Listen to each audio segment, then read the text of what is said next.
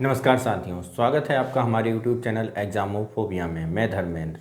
जैसा कि आप लोग जानते हैं कि विभिन्न संस्थानों के माध्यम से विभिन्न संस्थानों के मॉडल टेस्ट पेपर आपको सॉल्व कराए जा रहे हैं। तो इसी मॉडल टेस्ट पेपर की सीरीज़ में आज जो मैं आपके लिए लेके आया हूँ वो है दृष्टि IAS संस्थान का UPSC मॉडल टेस्ट संख्या 23, जो कि एक CPSC CSET यानी हमारे सामान्य अध्ययन का द्वितीय पेपर है। तो हम लोग इसे सॉल्व करते हैं मित्रों, ठीक है।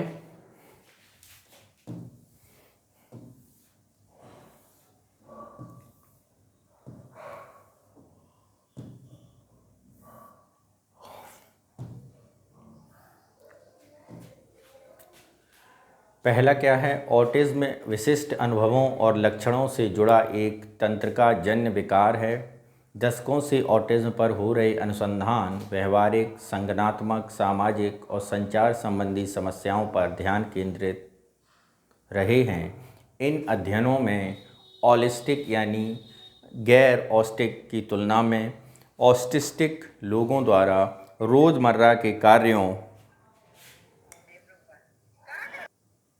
ठीक है, की तुलना में रोज़मर्रा के कार्यों में अनेक समक्ष उत्पन्न होने वाली कठिनाइयों पर प्रकाश डाला गया है। इन कठिनाइयों में भावनाओं अथवा सामाजिक संकेतों की पहचान करना आदि शामिल हो सकते हैं, किंतु कुछ शोधों में ऑटिज्म के विशिष्ट लाभों का पता लगाया गया है। अध्ययनों में पाया गया कि कुछ संज्ञानात्मक कार्यों के मामले में ऑटिस्टिक लोग एलिस्टिक लोगों की तुलना में बेहतर प्रदर्शन करते हैं। ऑटिज्म से पीड़ित लोगों के लिए हो सकता है एक जटिल पैटर्न या फिर कार्य करने के लिए साधारण पैटर्न हो, जैसे कि विभिन्न आकृतियों व रंगों के ब्लॉकों को व्यवस्थित करना या अव्यवस्थित दृश्य वातावरण में किसी वस्तु की पहचान करना। वेयर इज़ वैली के समान ऑटिज्म के लक्षण दर्शाने वाले 9 महीने की उम्र में के शिशुओं में इस प्रकार के उन्नत प्रदर्शन दर्ज किए गए हैं, ठीक है। अब इससे रिलेटेड कुछ क्वेश्चंस हैं मित्रों, ठीक। लेकिन अभी और पैरा है आगे। ऑटिस्टिक व्यक्ति इन कार्यों को इतना अच्छा कैसे कर पाते हैं और क्यों करते हैं, इसका जवाब जानकर शायद आश्चर्य हो सकता है। इसका कारण है अधिक न्यूरल नॉइज़। ऑटिज्म में उच्च इलेक्ट्रोएन्सेफेलोग्राफी रिकॉर्डिंग में उच्च यूरल नॉइज़ के प्रमाण देखे जा सकते हैं। ऑटिस्टिक बच्चों में यूरल फ्लक्चुएशन के बढ़े हुए स्तर देखे गए थे। इसका मतलब यह है कि उनकी तंत्रिका गतिविधि का अनुमान लगाना कठिन है। एक ही उत्तेजना की प्रतिक्रिया में वे विभिन्न गतिविधियां प्रदर्शित करते हैं। सरल शब्दों में कहें तो EEG प्रक्रियाओं को यदि हम ध्वनि तरंगों की तरह माने तो हर बार उत्तेजना की स्थिति में ऑलिस्टिक मस्तिष्क में हल्के उतार चढ़ाव पाते हैं, लेकिन ऑटिस्टिक मस्तिष्क में ये उतार चढ़ाव फ्लक्चुएशन बढ़े होते हैं जो न्यूरल नॉइज़ के अधिक आयाम को प्रदर्शित करते हैं।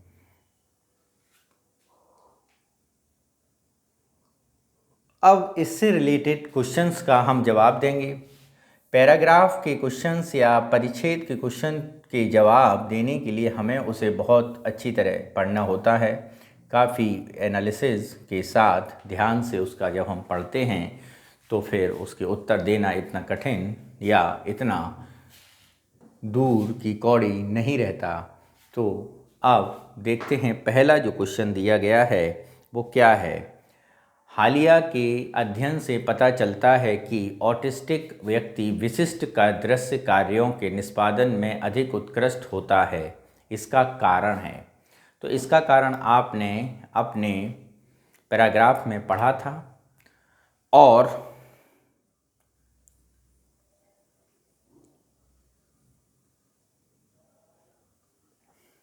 पहला क्या है, सामाजिक चिंता में कमी आना जिससे ध्यान केंद्रित करने में मदद मिली है। ऑटिस्टिक में यदि हम बात करें तो ये लाभ के तौर पर इंडिकेट करता है। तदनुभूति में वृद्धि के कारण परिणाम स्वरूप अवलोकन कौशल में वृद्धि हुई है। दृश्य सूचनाओं को समझने के लिए उन्नत भाषा प्रसंस्करण क्षमताओं को विकसित किया गया है। मस्तिष्क में न्यूरल नॉइज़ के उच्च स्तर के परिणामस्वरूप व्यापक तंत्र का गतिविधि। तो जैसा कि आप लोग जानते हैं कि ऑटिस्टिक की जो नई रिसर्च आई है और कार्यों में निष्पादन अधिक उत्कृष्ट हुआ है, इसका कारण न्यूरल नॉइज़ के स्तर में वृद्धि होना है। तो इस क्वेश्चन का पहला आंसर होगा मस्तिष्क में न्यूरल नॉइज़ के उच्च स्तर के परिणाम स्वरूप व्यापक तंत्र का गतिविधि। समझ में आया ऑटिस्टिक? ठीक है, अगला क्वेश्चन क्या है उसे देखते हैं। निम्नलिखित में कौन सी पूर्वधारणा ऑटिज्म और दृश्य कार्यों में के विषय परिच्छेद में सबसे अधिक अंतर्निहित है? ठीक है, पहला, शिशुओं में ऑटिज्म का निदान करने के लिए न्यूरल नॉइज़ की प्रारंभिक पहचान का प्रयोग किया जाता है।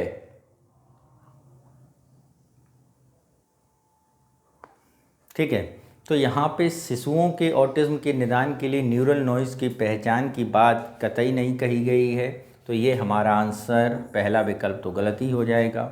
न्यूरल नॉइज़ की उपस्थिति संज्ञानात्मक कार्यों के लिए हमेशा हानिकारक होती है, इसकी भी चर्चा पैराग्राफ में नहीं की गई है। न्यूरल नॉइज़ की अधिकता के कारण ही ऑटिस्टिक लोग बेहतर प्रदर्शन कर पाते हैं, ये बात तो सही है, लेकिन पूर्व धारणा के आधार पर ये बात नहीं कही गई, ये नवीन रिसर्च में पता चला है। नेक्स्ट, ऑटिज्म से जुड़े लाभों का अध्ययन नवीन निदान उपचार विकसित करने के लिए महत्वपूर्ण जानकारी प्रदान कर सकता है। तो ये बात ही सही होगी, यानी आंसर डी हमारा हो जाएगा। नेक्स्ट चलते हैं क्वेश्चन नंबर 3। उपरोक्त परिच्छेद के संदर्भ में निम्नलिखित पूर्वधारणाएं बनाई गई हैं। पहली, ऑटिस्टिक लोग कुछ संज्ञानात्मक कार्यों को निष्पादित करने में अक्षम होते हैं। 2, ऑटिज्म से जुड़े लाभों का अध्ययन नवीन निदान उपचार विकसित करने में मदद कर सकता है। उपयुक्त पूर्व धारणाओं में कौन सा वैध है? तो यहाँ पर यदि पूर्व धारणाओं में वैध की बात करें तो ये दोनों स्टेटमेंट तो सही ही लग रहे हैं। एक बार दोबारा पढ़ते हैं। ऑटिस्टिक लोग कुछ संज्ञानात्मक कार्यों को निष्पादित करने में अक्षम होते हैं, ये बात इसमें कही गई है, बिल्कुल सही है। दूसरा, ऑटिज्म से जुड़े लाभों का अध्ययन नवीन निदान उपचार विकसित करने में मदद कर सकता है, ये भी बात पूर्णतः क्या है, सही है। दोनों बातें सही हैं, तो ऑप्शन कौन सा हो जाएगा? सी हो जाएगा। मित्रों, पैराग्राफ या परिच्छेद के जो क्वेश्चन हमको आंसर देने हैं, तो इसके लिए केवल एक रामबाण आपको हमेशा याद रखना है कि आपको पैराग्राफ काफ़ी ध्यान से पढ़ने हैं और उन्हीं पर बेसिक लेकर ही आपको उनके आंसर्स देने हैं। अपने दिमाग में किसी प्रकार की पूर्व धारणा नहीं लानी है, उसका आंसर अपने व्यवहारिक ज्ञान से नहीं देना है। केवल उस पैराग्राफ में जो बातें कही गई हैं उसी से ही उसके आंसर का निष्कर्ष निकाल के देना है।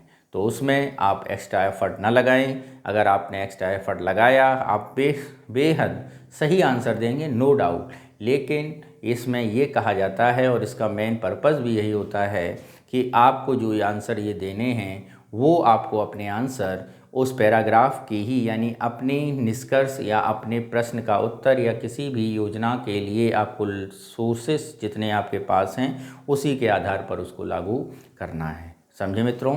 ठीक है, तो अब अगला पैराग्राफ देखते हैं, परिच्छेद संख्या 2 क्या है उसे देखते हैं। ब्रह्मांड विज्ञानियों का मानना है कि एक समय ब्रह्मांड में सब कुछ शून्य में एक अत्यंत छोटे अविश्वसनीय रूप से सघन बूंद में संघनित था, जो बिग बैंग के साथ विस्फोट हुआ था। परिणामी अग्नि गोलक फैलते ही ठंडा हो गया और उसका प्रकाश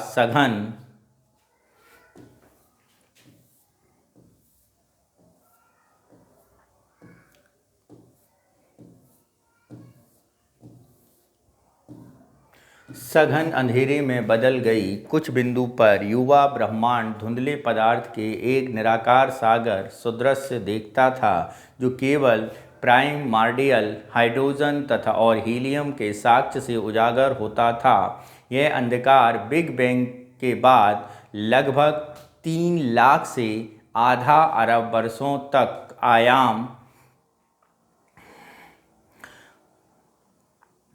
कायम रहा। यही कारण है कि ब्रह्मांडीय निर्माण में इस महत्वपूर्ण अवधि का आज बहुत कम प्रत्यक्ष प्रमाण है। अंतरिक्ष से तिमिर तभी दूर हुआ जब पहले सितारों ने अपने नाभिकीय ऊर्जा को कार्यान्वित किया और ब्रह्मांड का विस्तार जारी रहा।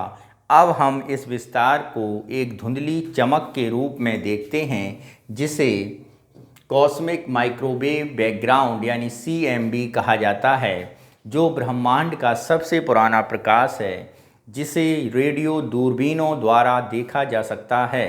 इस बीच इसके बाद लाखों वर्षों तक ब्रह्मांड शांत रहा क्योंकि गुरुत्वाकर्षण ने पहले सितारों और आकाशगंगाओं का निर्माण शुरू कर दिया था। CMB विकिरण के प्रारंभिक प्रकीर्णन और पहले सितारों के जन्म के बीच की अवधि को अंधकार युग के रूप में जाना जाता है। ऐसा माना जाता है कि अंधकार युग के दौरान ब्रह्मांड में व्याप्त उदासीन हाइड्रोजन ने विस्तृत होने वाली रेडियो तरंगों की आवृत्ति में बेहद कम गिरावट उत्पन्न करने के लिए कुछ CMB विकिरण को अवशोषित कर लिया था। तो ये जो परिच्छेद संख्या 2 है ये आपके CMB पर बेस्ड है, विकिरण पर बेस्ड है, तो आप इसके आंसर उसी के आधार पर देंगे। ठीक है, कॉस्मोलॉजी के ज्ञान के आधार पर नहीं देंगे। ठीक है, तो इस पर ही पहला जो क्वेश्चन है उसे देखते हैं और क्या कह रहा है। यह परिच्छेद ब्रह्मांड के अंधकार युग को एक विशिष्ट अवधि के रूप में वर्णित करता है। पहला, गुरुत्वाकर्षण की अनुपस्थिति तारों और आकाशगंगाओं के निर्माण को रोकती है। 2, डार्क मैटर का पूर्ण प्रभुत्व संरचनाओं के विकास में बाधा। 3, उदासीन हाइड्रोजन गैस का विसरण जो प्रकाश और CBD विकिरण के अवशोषित करता है। और CBD विकिरण को यहाँ पे ये जो शब्द है वो है कौन सा शब्द है CMB sorry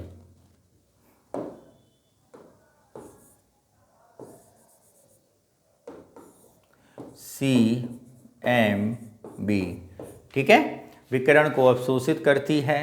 D, big bang से अत्यधिक उच्च तापमान जिससे तारे का निर्माण असंभव हो गया है। तो अंधकार युग की यदि हम यहाँ पे बात करेंगे तो यहाँ पर हाइड्रोजन गैस के विसरण और प्रकाश के CMB विकिरण के अवशोषित करने पर इंडिकेट किया गया है। तो यही आपका आंसर हो जाएगा क्योंकि विकल्प ए जो है वो परिच्छेद का खंडन कर रहा है। गुरुत्वाकर्षण की अनुपस्थिति तारों और आकाशगंगाओं के निर्माण को रोकती है, जो कि नहीं कहा गया। डार्क मैटर का पूर्ण प्रभुत्व संरचनाओं के विकास में बाधा है, इसकी भी यहाँ पर केंद्रित है और जो कि पैराग्राफ में जो बोला गया है उससे सही सुटेबल नहीं है। बिग बैंग के तुरंत बाद स्थितियों का वर्णन किया गया था इस पैराग्राफ में। ठीक है, और इसका भी बात ये भी गलत है, तो सबसे सही आंसर C है। नेक्स्ट चलते हैं क्वेश्चन नंबर 5। क्या कह रहा है जरा उसे देखते हैं एक बार हम। निम्नलिखित में से कौन सी पूर्व धारणा ब्रह्मांड के अंधकार युग के बारे में परिच्छेद में संभवतः अंतर्निहित है।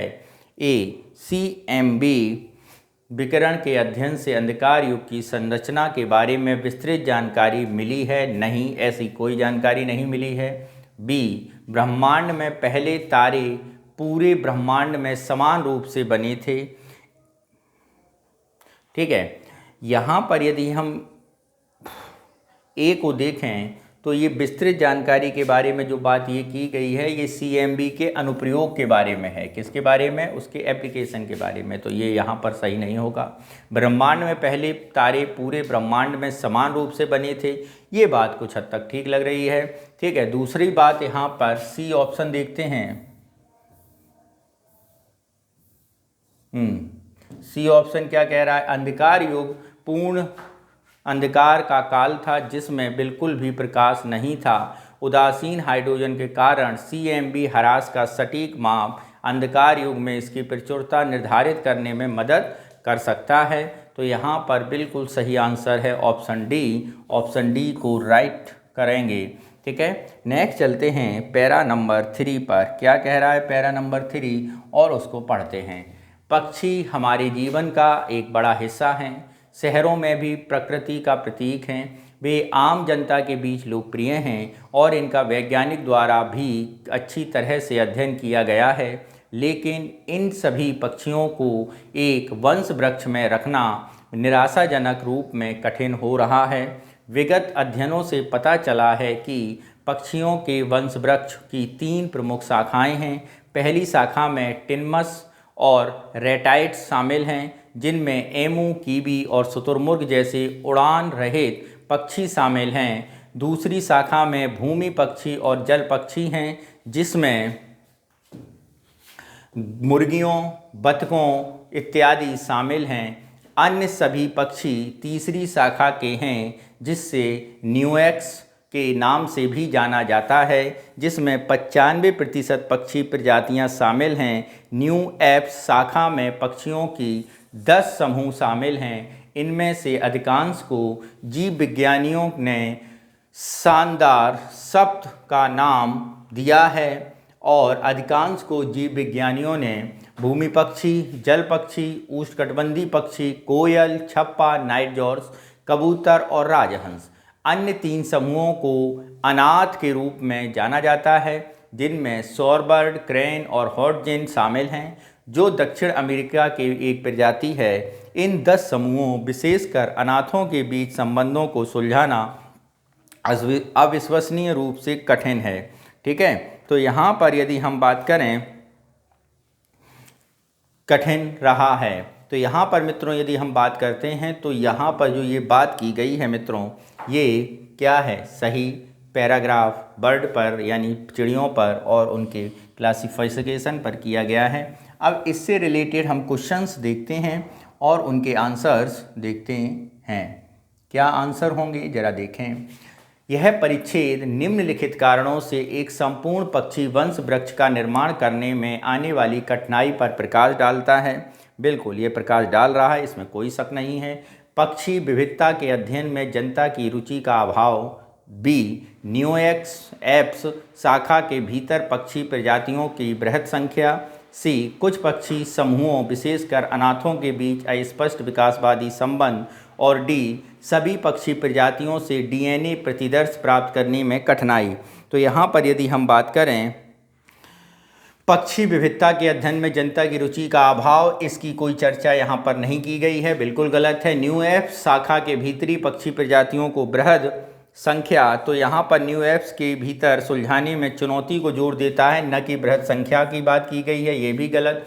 कुछ पक्षी समूहों विशेषकर अनाथों के बीच अस्पष्ट विकासवादी संबंध है, ये बात बिल्कुल क्या है, सही है। दूसरी, सभी पक्षी प्रजातियों डीएनए प्रतिदर्श प्राप्त करने में कठिनाई, इसके बारे में भी कोई चर्चा नहीं है, तो ये भी हमारा क्या हो जाएगा, गलत हो जाएगा। तो ऑप्शन कौन सा सही होगा, सी हमारा ऑप्शन सही हो जाएगा। नेक्स्ट चलते हैं क्वेश्चन नंबर 7 पर और देखते हैं 7 क्या कह रहा है। क्या है 7, उसे देखें हम लोग। निम्नलिखित में से कौन से कथन लेखक द्वारा व्यक्त किए गए सबसे तार्किक और युक्ति युक्त संदेश को सर्वोत्तम रूप से प्रतिबिंबित करता है। क्या है जरा इसे देखते हैं हम लोग। तो ये पक्षियों की प्रजातियों की बड़ी संख्या, न्यू एप्स के भीतर कुछ समूहों के रखने में कठिनाई पक्षियों की जटिलता को उजागर करती है। तो ये तो बात कही गई है, इसको कुछ हद तक हम मान सकते हैं। आगे भी देख लें पहले। व्यापक शोध के बावजूद सार्वजनिक रुचि की कमी के कारण संपूर्ण पक्षी वंश वृक्ष अस्पष्ट बना हुआ है। तो ये बात क्या है, बिल्कुल ही गलत है। क्या है, गलत है। तीसरा, अनाथ समूहों के इतिहास को समझने की तुलना में शानदार 7 पक्षी समूहों का अध्ययन करना अधिक महत्वपूर्ण है। ये भी बात इस चर्चा में नहीं की गई है। इनकी चर्चा तो की गई है लेकिन ये नहीं बोला गया। न्यू एप शाखा के भीतर संबंधों को समझने के लिए सभी को डीएनए विश्लेषण की बात ये भी नहीं की गई है। तो सबसे सटीक आंसर हमारा ऑप्शन ए ही लग रहा है, तो ए ही हमारा आंसर हो जाएगा। नेक्स्ट चलते हैं क्वेश्चन नंबर 8। क्या कह रहा है क्वेश्चन नंबर 8, इसे देखते हैं। क्या है, 0.02, 0.02, 0.02, 0.4, 0.4, 0.04। ओके, तो यहाँ पर इसे क्या करना है, सॉल्व करना है। ठीक है, तो यहाँ पर यदि हम देखें क्या है, तो मित्रों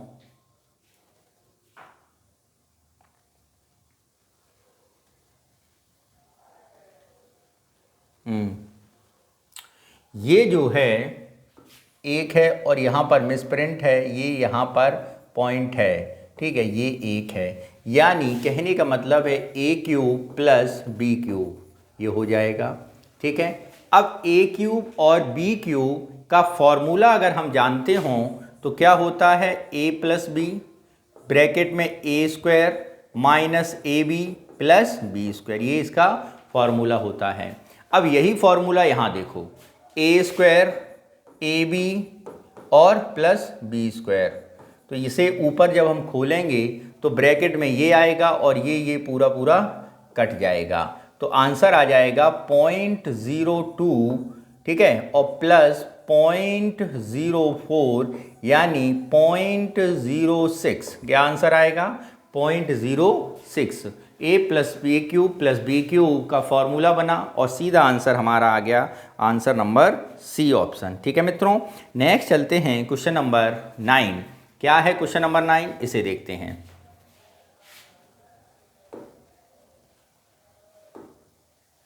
ठीक है, देखते हैं इसे आंसर को।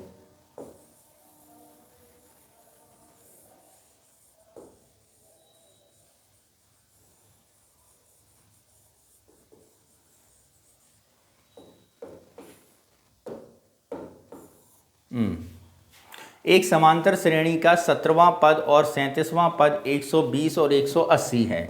समांतर श्रेणी का 100वां पद निर्धारित कीजिए, यानी समांतर श्रेणी का 17वां पद और 16वां पद दिया गया है और 37वां। ठीक है, तो जैसे कि आप लोग जानते हैं समांतर श्रेणी के यदि हम टर्म्स की बात करें तो टर्म 17 हो जाएगा a plus n-1 into D.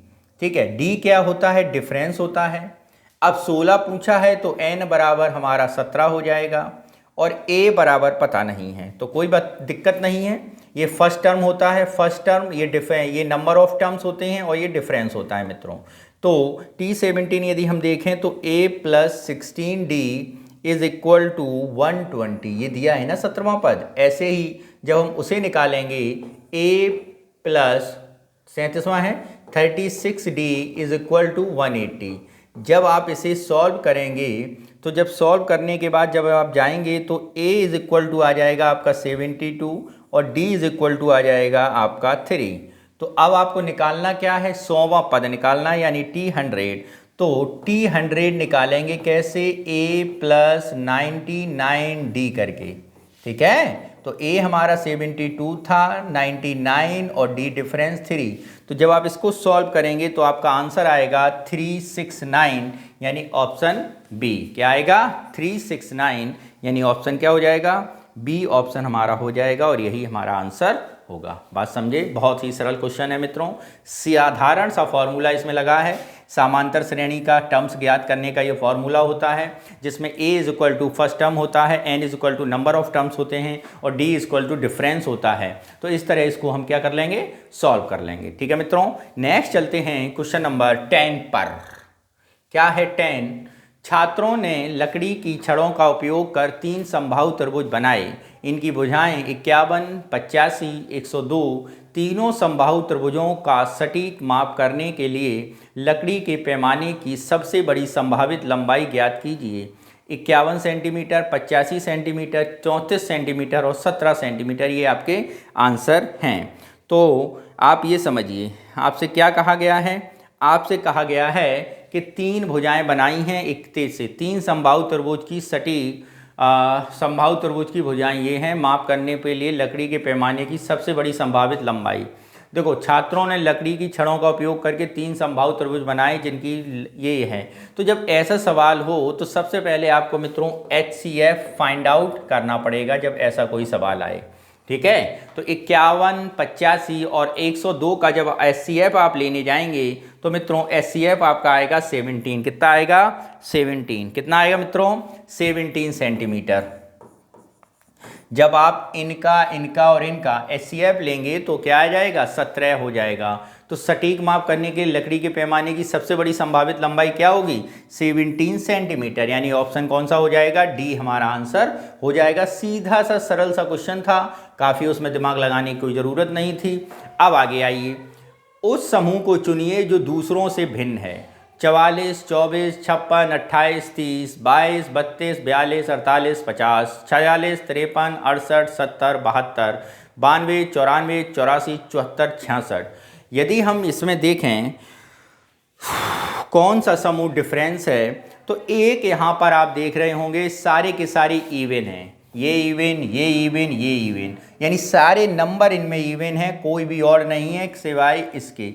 ये क्या है यहाँ पर एक ऑड नंबर है, तो आंसर क्या हो जाएगा यही डिफरेंस है और यही आपका आंसर हो जाएगा। काफ़ी इजी क्वेश्चन था, इसमें ज़्यादा दिमाग लगाने की ज़रूरत नहीं। आगे बढ़ते हैं क्वेश्चन नंबर 12 पर। क्या है, एक प्रसिद्ध बहुराष्ट्रीय कंपनी ने समग्र विश्व में अपनी शाखाएं स्थापित की। कंपनी ने 22 देशों और संबंधित देशों में 8 क्षेत्रीय केंद्रों के साथ संचालन शुरू किया। यदि बहुराष्ट्रीय कंपनियों की संख्या 22 है तो क्षेत्रीय केंद्रों की कुल संख्या ज्ञात कीजिए। ठीक है, क्षेत्रीय केंद्रों की संख्या ज्ञात कीजिए। तो यानी एक प्रसिद्ध बहुराष्ट्रीय कंपनी है जिसने कितने 22 देशों में 8 क्षेत्रीय केंद्र स्थापित किए, तो कितने केंद्र हो गए। ठीक है, संचालन यदि बहुराष्ट्रीय कंपनियों की संख्या 22 हो तो क्षेत्रीय केंद्रों की संख्या कितनी हो, काफ़ी सरल है, 22 देशों में 8 केंद्र और 22 कंपनियां, ये हो जाएगा। जब आप इसे सॉल्व करेंगे प्रायिकता को तो ये आ जाएगा 4484 इंटू 8, तो हो जाएगा कितना, तो ये हो जाएगा मित्रों 83872, यानी ऑप्शन ए हमारा सही उत्तर हो जाएगा। बात समझे। नेक्स्ट चलते हैं क्वेश्चन नंबर 13 पर।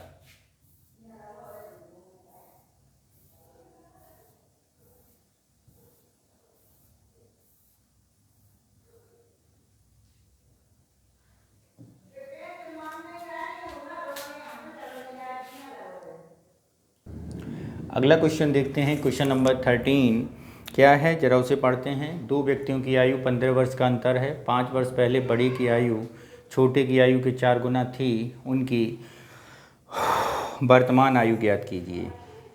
ठीक है, जैसे ऐसे क्वेश्चन हो तो इसे x मान लिया करिए। x मान ली हमने एक एज, फर्स्ट की एज x हो गई, सेकंड की एज हो जाएगी x + 15, 15 वर्ष ज़्यादा है ना। 5 वर्ष पहले फर्स्ट की x - 5 और बड़े की आयु छोटे की आयु की 4 गुना थी, is equal to 4 into x + 15 - 5। ठीक है, तो x - 5 is equal to 4x - 10 40 + 40, तो x is equal two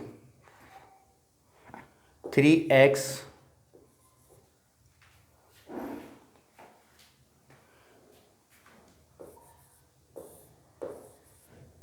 is equal to कितना हो जाएगा 45, तो x इज इक्वल टू कितना हो जाएगा 15, तो x इज इक्वल टू 15 हो गई।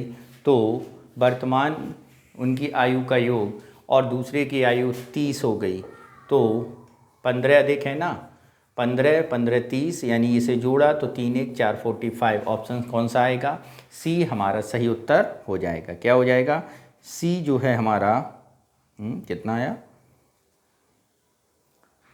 ओ रुक जाओ 15 - 5 10 40,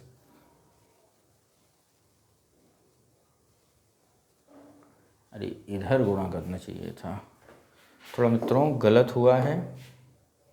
ये जो मल्टीप्लाई है ये इधर होगा न कि इधर, गलत हो गया, गलत पढ़ लिया मैंने, सॉरी।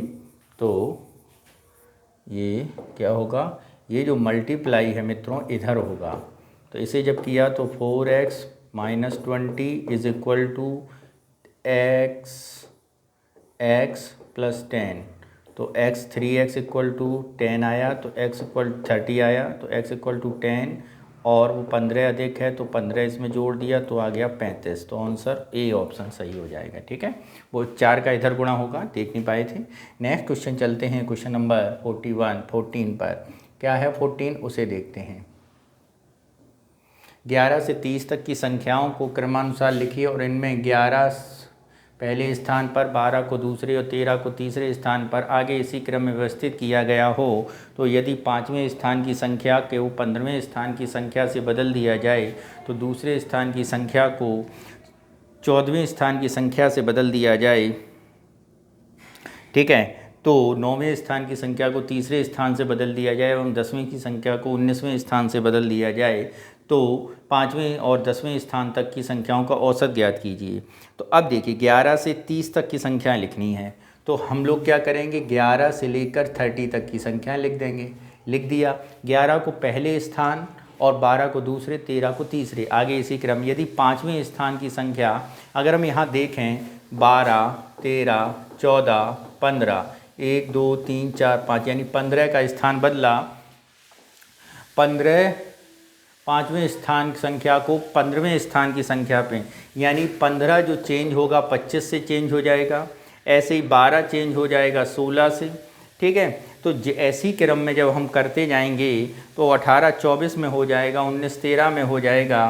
तो नया जो क्रम बनेगा वो बनेगा 11 16 19 14 25 12, इस तरह क्रम बनेगा आपका। और फिर इसका औसत निकालने की बात आएगी तो जब इसका औसत निकालेंगे तो इसका औसत निकलेगा आपका मित्रों 20। क्या निकलेगा? 20। तो आंसर क्या हो जाएगा मित्रों? आंसर इसका मित्रों हो जाएगा 20। ठीक है, नेक्स्ट चलते हैं क्वेश्चन नंबर 15 पर। क्या है 15, जरा देखें ध्यान से। व्यंजक 91 multiplied by 93 multiplied by 95 multiplied by 97 multiplied by 98 99 को 154 से भाग देने पर कितना शेषफल बचेगा? तो जब हम 54 के गुणनफल करेंगे 154 के हम क्या करेंगे? गुणनखंड करेंगे तो आएगा 1 7 × 11 और कितना आ जाएगा? और आ जाएगा 2। ये इसके मल्टीप्लायर हो जाएंगे। और जब हम इसमें मल्टीप्लायर को जब 91 को 7 से विभाजित करेंगे तो 98 को 2 से विभाजित करेंगे और 99 को 11 से विभाजित करेंगे तो जब ये क्या होगा? ये पूर्ण विभाजित हो जाएगा। क्या? पूर्ण। यानी आप इसे समझिए, ये बटा ये 91 93 95, तो ये पूर्ण कट जाएगा पूरा पूरा, तो आंसर आएगा 0। क्या शेषफल बचेगा मित्रों? 0 शेषफल बचेगा। ठीक है, तो ऐसे ही अगर कभी आपके पास क्वेश्चन आए और जिनमें आपको शेषफल पूछा जाए तो इसे आप इस प्रकार से क्या कर सकते हैं। नेक्स्ट चलते हैं क्वेश्चन नंबर 16। 2 स्थानों और एक प्रश्न पर विचार कीजिए। क्या डी ए की पोती है? प्रश्न है। पहला कथन क्या है? बी ए की बेटी है, बी का विवाह सी से हुआ है। ऐसे समझो, इसे बनाइए। बी जो है ये डॉटर है किसकी? ए की। ठीक है, और बी का विवाह, बी की मैरिज किससे हुई है? सी से हुई है। ठीक है, मैरिड। ठीक है, और दूसरा कथन ई सी की माँ है। तो अगर हम ये मैरिज, ठीक है, ये मदर है किसकी? ई की। ई क्या है? मदर है। ठीक है, ई मदर है और बी की बेटी डी है। बी की बेटी डी जो है डॉटर है किसकी? डी की। बी की बेटी डी है। कथनों में कौन सा प्रश्न सही है? क्या डी ए की पोती है? डी ए की पोती, तो डी जो है प्रश्न का उत्तर देने के लिए कथन 1 पर्याप्त है, कथन 2 पर्याप्त है। 1 के लिए 1 और 2 दोनों की आवश्यकता है। प्रश्न 1 का उत्तर देने के लिए न तो 1 पर्याप्त है न 2 पर्याप्त है।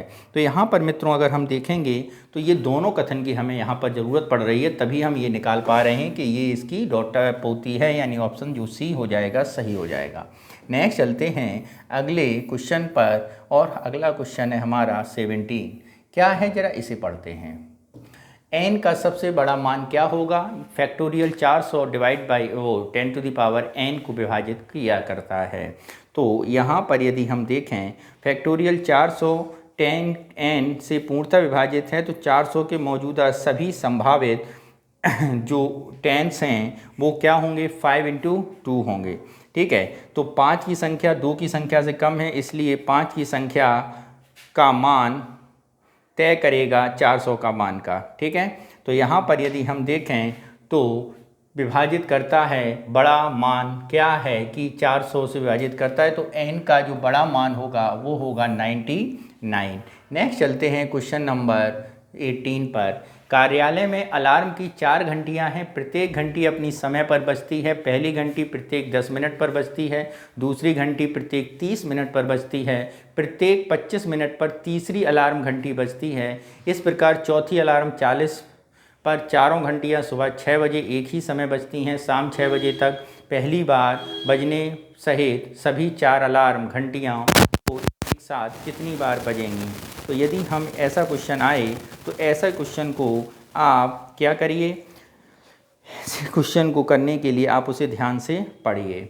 तो आप ये देखिए कि सभी अलार्म 10 मिनट पर बजती हैं। दूसरी तो आप ये समझिए 10, 30, 25, 40 इस अंतराल पर बज रही हैं। तो 10 मिनट, 30 मिनट, 25 मिनट, 40 मिनट, ठीक है, और 600 मिनट हुए टोटल, यानी 10 घंटे में 600 मिनट हुए आपके। तो पहली बार सुबह 6 बजे बजेंगी, तो अगली बार 10 घंटे बाद चारों घंटियाँ एक साथ बजेंगी, यानी इससे कितनी बार बजेंगी, यानी 2 बार बजेंगी। ठीक है, तो आंसर क्या हो जाएगा, बी ऑप्शन हमारा सही हो जाएगा। नेक्स्ट चलते हैं क्वेश्चन नंबर 19 पर। 6 लड़के ABCDEF के संबंध में निम्नलिखित कथन पढ़िए। बी और ई लड़के की लंबाई समान है, ई की लंबाई ई से कम है, ए और सी की लंबाई, ठीक है। तो कथन ए का प्रयोग हमने किया तो क्या निष्कर्ष निकाला है, B is equal to E is greater than D. ठीक है, ये निष्कर्ष आया है। ई की लंबाई डी से, ये डी है, से अधिक है। ए की लंबाई सी से अधिक है, तो ए इज ग्रेटर देन सी। अधिकतम वजन वाले व्यक्ति की लंबाई कम और व्युत्क्रमानुपाती है। ओके। डी की लंबाई एफ से अधिक है, तो D is greater than F. Okay. C की लंबाई बी से अधिक है, C is greater than B. Okay. A का वजन न्यूनतम है जबकि एफ का वजन अधिकतम है। अधिकतम वजन की लंबाई कम है और व्युत्क्रमानुपाती है, यानी एफ का वजन ए की वजन न्यूनतम, तो एफ जो है इसकी लंबाई सबसे कम होगी ए से भी। ठीक है, ए का न्यूनतम वजन है तो ये सबसे ज़्यादा लंबा होगा, एफ सबसे छोटा होगा। तो किसी व्यक्ति की अधिकतम ऊंचाई निर्धारित करने के लिए उपरोक्त में से कितने कथन की आवश्यक है। तो यदि हम अधिकतम ऊंचाई के बारे में बात करें तो तीसरा कथन अगर हमें पता चल जाए, ठीक है, और छठवां कथन पता चल जाए तो क्या होगा, इससे पता चल जाएगा। यानी यहाँ पर 2 कथन यदि हमें पता हों तो हम आसानी से इसका आंसर निकाल सकते हैं, लेकिन इसके अलावा पूरा क्रम पता होना चाहिए। तो इसके लिए हमें कथनों को 4 कथनों का पता होना सही होगा, यानी बी ऑप्शन, यानी ये रिलेशन भी पता होना चाहिए तो और ये रिलेशन भी पता होना चाहिए, यानी ये 4 कथन हमें आवश्यक हैं। नेक्स्ट चलते हैं क्वेश्चन नंबर 20। वह सबसे बड़ी संख्या क्या होगी जिसमें 24726032543 को विभाजित करने पर प्रत्येक स्थिति में शेषफल समान प्राप्त होता है। 26, 39, 13 और 11। तो यहाँ पर यदि हम बात करें ये ऐसा हो तो ऐसे क्वेश्चन में सबसे पहले हम इनके अंतर को HCF निकालते हैं। तो जब HCF निकालेंगे तो हमारा HCF आएगा 13। कितना आएगा, 13। तो आंसर भी हमारा यही हो जाएगा। अब हम पैराग्राफ दोबारा से पढ़ना शुरू कर रहे हैं। पैराग्राफ को ध्यान से पढ़ना है, ये बात ध्यान रखना, ठीक है। उसी के आधार पर आंसर निकाले जाएंगे। तो पैरा पढ़ते हैं। आनुवांशिक संकरण के बारे में सीखते समय हमने स्कूल में जो छोटा 4 वर्ग ग्रिड बनाया था उसका एक नाम पुनेट स्क्वायर, ठीक है। ये वर्ग संतानों के संभावित आनुवांशिक परिणामों की भविष्यवाणी करने का एक तरीका है। जब ज्ञात जीन प्रारूप वाले 2 व्यक्तियों में संकरण किया जाता है, पुनेट स्क्वायर का नाम ब्रिटिश अनुवांशिकीविद रेजिनॉल्ड पुनेट के नाम पर रखा गया। इन वर्गों को बनाना सरल है। एक ग्रिड की कल्पना करें जिसमें आमतौर पर 4 वर्ग होते हैं। ग्रिड के शीर्ष और किनारे पर आप एक तरफ एक पिता माता और दूसरी तरफ दूसरे माता पिता को संभावित आनुवांशिक लक्षणों को सूचीबद्ध करें। फिर प्रत्येक माता पिता के गुणों को मिलाकर वर्गों को भरें। प्रत्येक वर्ग प्रभावी रूप से उन लक्षणों के संभावित संयोजन का प्रतिनिधित्व करता है जो उनकी संतानों के विरासत में मिल सकते हैं। ये संतानों में दिखने वाले विभिन्न लक्षणों के संभावित संभावनाओं की कल्पना करने का एक सरल तरीका है। पुनेट स्क्वायर का उपयोग आमतौर पर जीव विज्ञान में वंशानुक्रम प्रारूप को समझने के लिए किया जाता है, ठीक है, जिसे आप जब आप स्कूल में प्रमुख और अप्रभावी जीन के बारे में सीखते हैं। पुनेट स्क्वायर एक उपयोगी उपकरण है जो क्रॉस ब्रीडिंग के परिणाम स्वरूप होने वाली विविधताओं और संभावनाओं की भविष्यवाणी के लिए मदद करता है। इसका उपयोग अक्सर संकरण के परिणामों का अध्ययन करने के लिए किया जाता है, लेकिन इसका उपयोग मनुष्यों सहित पशुओं की संतानों में आनुवंशिक लक्षणों को समझने के लिए भी किया जा सकता है। शोधकर्ता आमतौर पर इन्हें मेंडेलियन वंशानुक्रम के साथ उपयोग करते हैं, जो ग्रेगर मेंडल द्वारा खोजी गई आनुवंशिक की एक मौलिक अवधारणा है, ठीक है। अब इसको करते हैं, क्या है? पुनेट स्क्वायर मेंडेलियन वंशानुक्रम के साथ संयोजन में सबसे उपयोगी हैं क्योंकि वे मदद करते हैं ए ऑप्शन केवल उनके जीन प्रारूप के लक्षण आधार पर संतानों की शारीरिक विषमताओं की पहचान करने में, ज्ञात पैतृक संकरण से संतानों की विशिष्ट जीन प्रारूप के प्रकरण को संभावना का अनुमान लगाने में, पुनेट स्क्वायर में उनकी स्थिति के आधार पर प्रमुख और अप्रभावी एलील्स के बीच के अंतर करने में, एक ही गुण में अनेक जीनों की जटिल अंतःक्रियाओं के दृश्य रूप में प्रस्तुत करने में। तो पुनेट स्क्वायर के बारे में जो कि यहाँ पे बोला गया था, तो विषय क्षेत्र से बाहर है। पहला विकल्प, इसमें कोई बात नहीं की गई है, ये हमारा गलत हो जाएगा, ठीक है। पुनेट स्क्वायर के बारे में जो सी के बारे में बात की गई है वो आंशिक रूप से सही है, पूर्णतः सही नहीं है, और सेम कंडीशन डी की है, और सही उत्तर जो होगा वो हमारा बी हो जाएगा, ठीक है। नेक्स्ट चलते हैं क्वेश्चन नंबर 22 पर। पुनेट स्क्वायर एक प्रमुख सीमा जिसे परिच्छेद में वर्णित है विवरण देने में असमर्थ है। क्या सीमा है, जरा उसे देखते हैं। जीन की अभिव्यक्ति पर पर्यावरणीय कारकों का प्रभाव, इसमें बात नहीं की गई है। एक ही जीन के भीतर प्रमुख अप्रभावी एलील्स का अस्तित्व, इस पर भी चर्चा नहीं है। एक ही गुण को प्रभावित करने वाले अनेक जीनों की उपस्थिति, ये बात क्या हो जाएगी, सही हो जाएगी, यानी यही हमारा आंसर होगा। नेक्स्ट चलते हैं क्वेश्चन नंबर 23 पर। क्या है 23, उसे देखते हैं हम लोग। परिच्छेद के आधार पर निम्नलिखित में से कौन सा कथन सही नहीं है। पुनेट स्क्वायर एक दृश्य उपकरण है जिसका उपयोग संतानों के संभावित जीन प्रमुख प्रारूप की भविष्यवाणी करने के लिए किया जाता है। पुनेट स्क्वायर का प्रत्येक वर्ग प्रत्येक माता पिता के आनुवंशिक लक्षणों के संयोजन का प्रतिनिधित्व करता है। पुनेट स्क्वायर एक ही गुण को प्रभावित करने वाले कई जीनों वाली स्थितियों को संभालने में क्षमता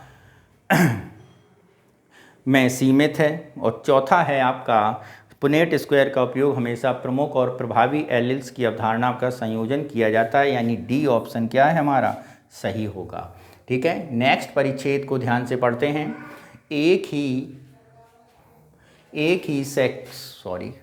हाल ही में सी सेक्शन प्रसव की संख्या में वृद्धि हुई है।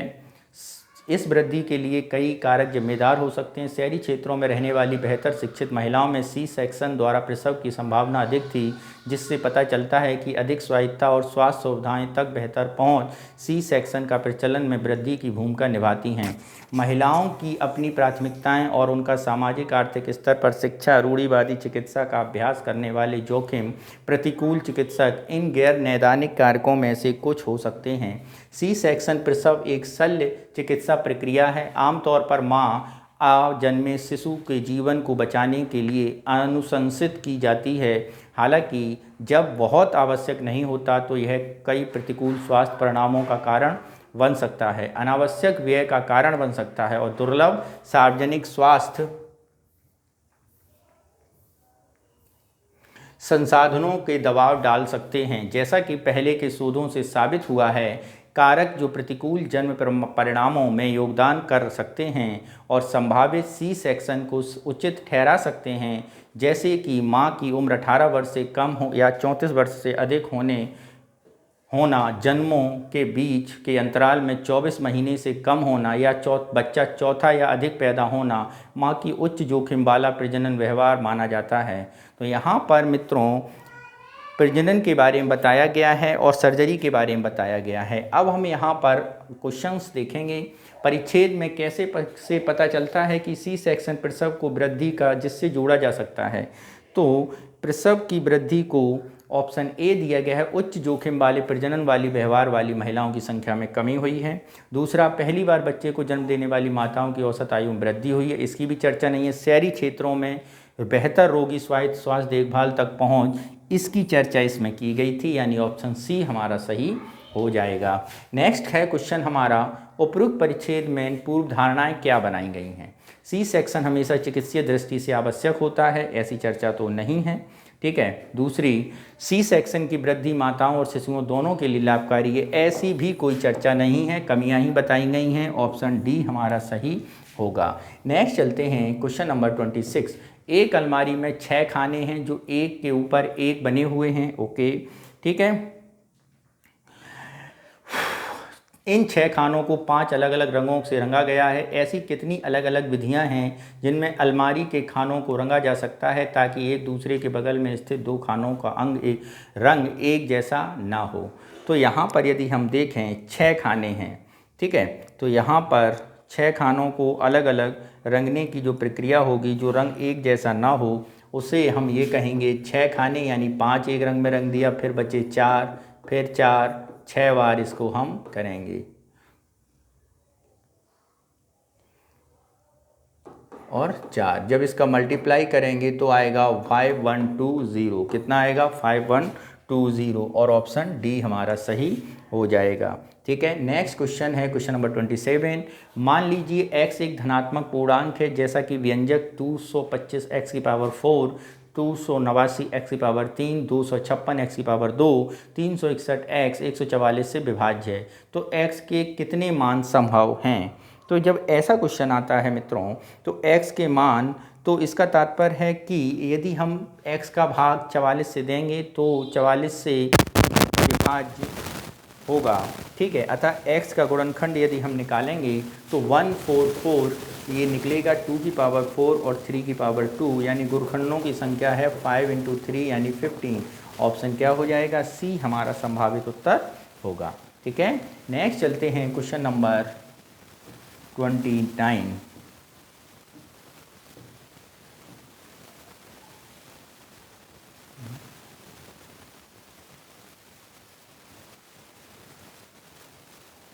एट है, 9 नहीं है।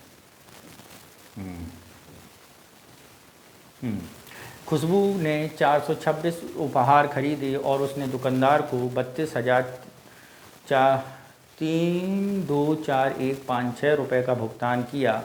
भुगतान राशि में अंक 2, 1 और 9 गलत हैं। ओके, तथा शेष अंक सही हैं। निम्नलिखित में से कौन सा विकल्प दुकानदार द्वारा भुगतान की सही राशि है? तो यदि हम बात करें, खुशबू ने 426 उपहार खरीदे। ठीक है। अब 425 अदा करने के लिए 426 या 426 के गुणनखंड का विभाज्य होगा।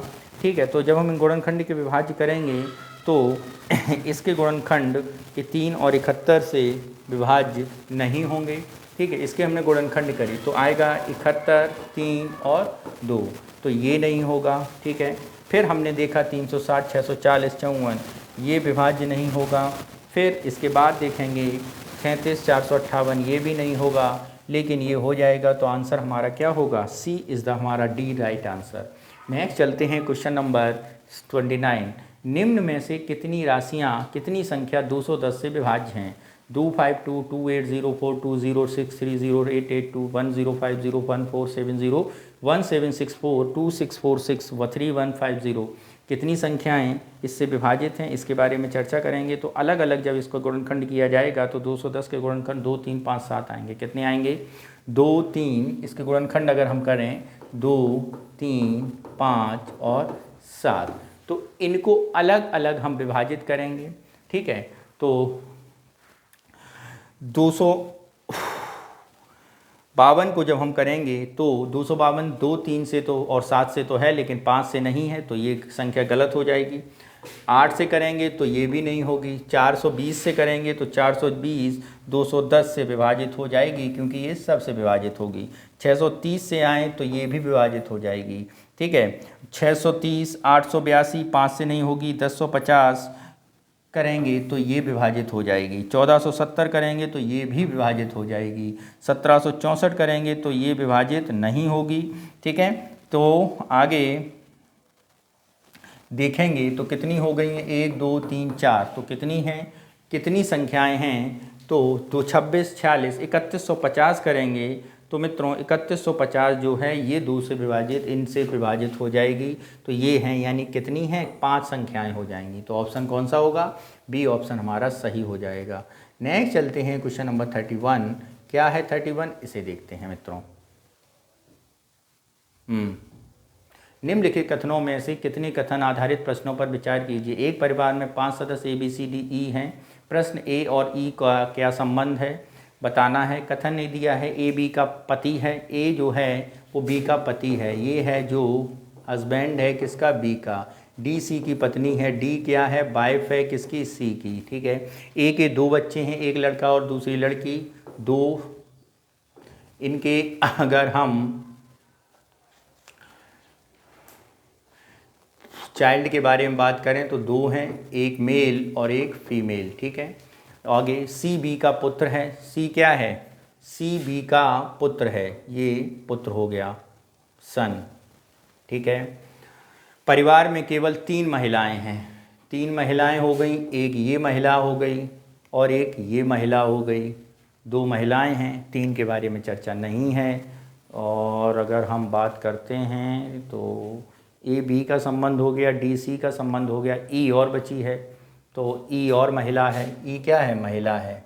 ठीक है, उपरोक्त प्रश्नों के संबंध कथन 1, कथन 2, कथन 3, 5 का उत्तर देने के लिए पर्याप्त हैं। बताना क्या है, ए और ई का क्या संबंध है।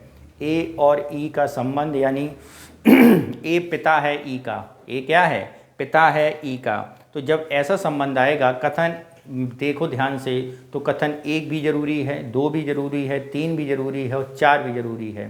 कथन 5 की कोई आवश्यकता नहीं है, यानी ऑप्शन बी हमारा पर्याप्त हो जाएगा। नेक्स्ट चलते हैं क्वेश्चन नंबर 31। क्या कह रहा है 31, इसे देखते हैं। 1521200 के भाजकों की संख्या ज्ञात कीजिए जो पूर्ण घन हैं। तो जब इसके हम गुणनखंड करेंगे मित्रों, तो जब इसके हमने गुणनखंड किए तो आया 2 की पावर 6, 3 की पावर 3, 5 की पावर 3 और 7। ठीक है, अब घन निकालने हैं तो 1 1 1 1 घन ये निकला, 7 तो है नहीं घन। ठीक है, तो पूर्ण घन के बारे में यदि हम बात करें तो 2 × 2 × 3 और 5 और हो जाएगा, क्या 5 जो है और हो जाएगा। ठीक है, तो 5 तो ये करा नहीं रहे। ठीक, तो गुणनखंडों की संख्या यदि हम निकालेंगे तो कितनी निकलेगी, 12 निकलेगी। ठीक है, नेक्स्ट चलते हैं अगले क्वेश्चन पर। क्या है question, A B C D E F G ऐसे पूर्णांक हैं जो a + b + c + d + e + f + g = 1999। मान ज्ञात कीजिए 1 की -1 की पावर a -b की पावर b -1 की power c d e 1 e f g। ठीक है, कोई दिक्कत नहीं है, सारी पावरों को जोड़ देते हैं क्योंकि बेस समान है, सीधा सिद्धांत, नो बकवास। क्या है, सारी पावरों को हमने क्या कर दिया, -1 की पावर जोड़ दी, a b c d e f g सारी जोड़ दिया, कितना आ गया 199। कितना आ गया 199। इसमें इतना नहीं सॉरी, मल्टीप्लाई थोड़ी है, इतना ऐसे नहीं होगा, ऐसे नहीं होगा। ठीक है, अब एक बात देखिए, सभी पूर्णांक क्या हैं, विषम हैं। पहली बात तो ये समझ लीजिए, सभी पूर्णांक क्या हैं, विषम है, यानी 1 2 3 4 5 6 7 है, 7 आ रहा है, कितना आ रहा है, 7 आ रहा है, और ये भी विषम है। तो यदि आप हम देखेंगे तो इसका कोई मतलब नहीं है, आंसर क्या आ जाएगा, -7 आ जाएगा, यानी ऑप्शन डी हमारा सही हो जाएगा। नेक्स्ट चलते हैं क्वेश्चन नंबर 33। एक कक्षा के 50 छात्र पिकनिक के लिए गए और वे सभी छात्र घेरे में बैठे हैं। वे सभी खेल खेलने लगे तथा उनमें कुछ छात्र एक साथ बैठ गए। 10 विद्यार्थियों को एक साथ बैठने की प्रायिकता ज्ञात कीजिए। फैक्टोरियल 41 × फैक्टोरियल 10 को बाई 47 × फैक्टोरियल 2। ठीक है। यदि अगर आप ये करें, जैसे मान लो कितने हैं, एक कक्षा में 50 छात्र बैठे हैं, तो 50 छात्र संभावित परिणाम मित्रों जो होंगे वो होंगे फैक्टोरियल 51, कितने वो 49। ठीक है, 50 विद्यार्थी 10 विद्यार्थी बैठते हैं अर्थात 10 को एक मान लें, तो अनुकूल परिणाम कितने होंगे, factorial 41 into factorial 10, factorial 41 into factorial 10। ठीक है, प्रायिकता अनुकूल परिणाम बटे कुल परिणाम, तो 41 इंटू 10 फैक्टोरियल बटे 49 फैक्टोरियल। ठीक है, तो जब इसे सॉल्व करेंगे तो आएगा ऑप्शन ये, ठीक है, सी, नहीं sorry B B B B B B B B answer है, गलत लग गया है आंसर। तो कौन सा आंसर आएगा, बी हमारा सही उत्तर हो जाएगा। नेक्स्ट चलते हैं क्वेश्चन नंबर 3-4 पर। क्या है 3-4, A power P, B power Q, C power R, D power S, E power T, F power U, G power V गुणनखंडों की संख्या पर विचार कीजिए जहां A B C D E F और जी अभाज्य रूढ़ी संख्याएं हैं, P Q R S T U V प्राकृतिक संख्याएं हैं, निम्नलिखित कथनों पर विचार कीजिए। तो इस पर अगर हम विचार करें तो अभाज्य संख्याएं हैं चूंकि सारी की सारी, ठीक है, एक को छोड़कर, तो जब इसे हम सॉल्व करेंगे तो कथन क्या दिया गया है, तो कथन मित्रों p plus A P Q C S T गुणनखंडों की संख्या p plus 1 q plus 1 v plus 1 है, बिल्कुल सही है। स्वयं A B P C D U F G के एक को छोड़कर गुणनखंडों की संख्या p प्लस 1, ये दोनों सही हैं, यानी ऑप्शन सी हमारा क्या हो जाएगा, सही हो जाएगा। नेक्स्ट चलते हैं, परिच्छेद फिर आ गया है, इसे ध्यान से मित्रों पढ़ना। क्या है परिच्छेद, लोकतांत्रिक देशों के नागरिकों का अपनी सरकार के आर्थिक नीतियों पर भरोसा उठ गया है। औसत आय वाले भले ही बढ़ रही हो, परंतु बहुत अमीर लोग और अधिक तेज़ी से अमीर बन रहे हैं। बड़े निगम और वित्तीय संस्थाएं अपने लिए करों का कम करके श्रम संस्थानों पर कमज़ोर करने और अपने लाभ के लिए प्राकृतिक पर्यावरण का शोषण करके सरकारों के नियमों को अपने पक्ष में करने के लिए मजबूर कर रहे हैं। इसके अतिरिक्त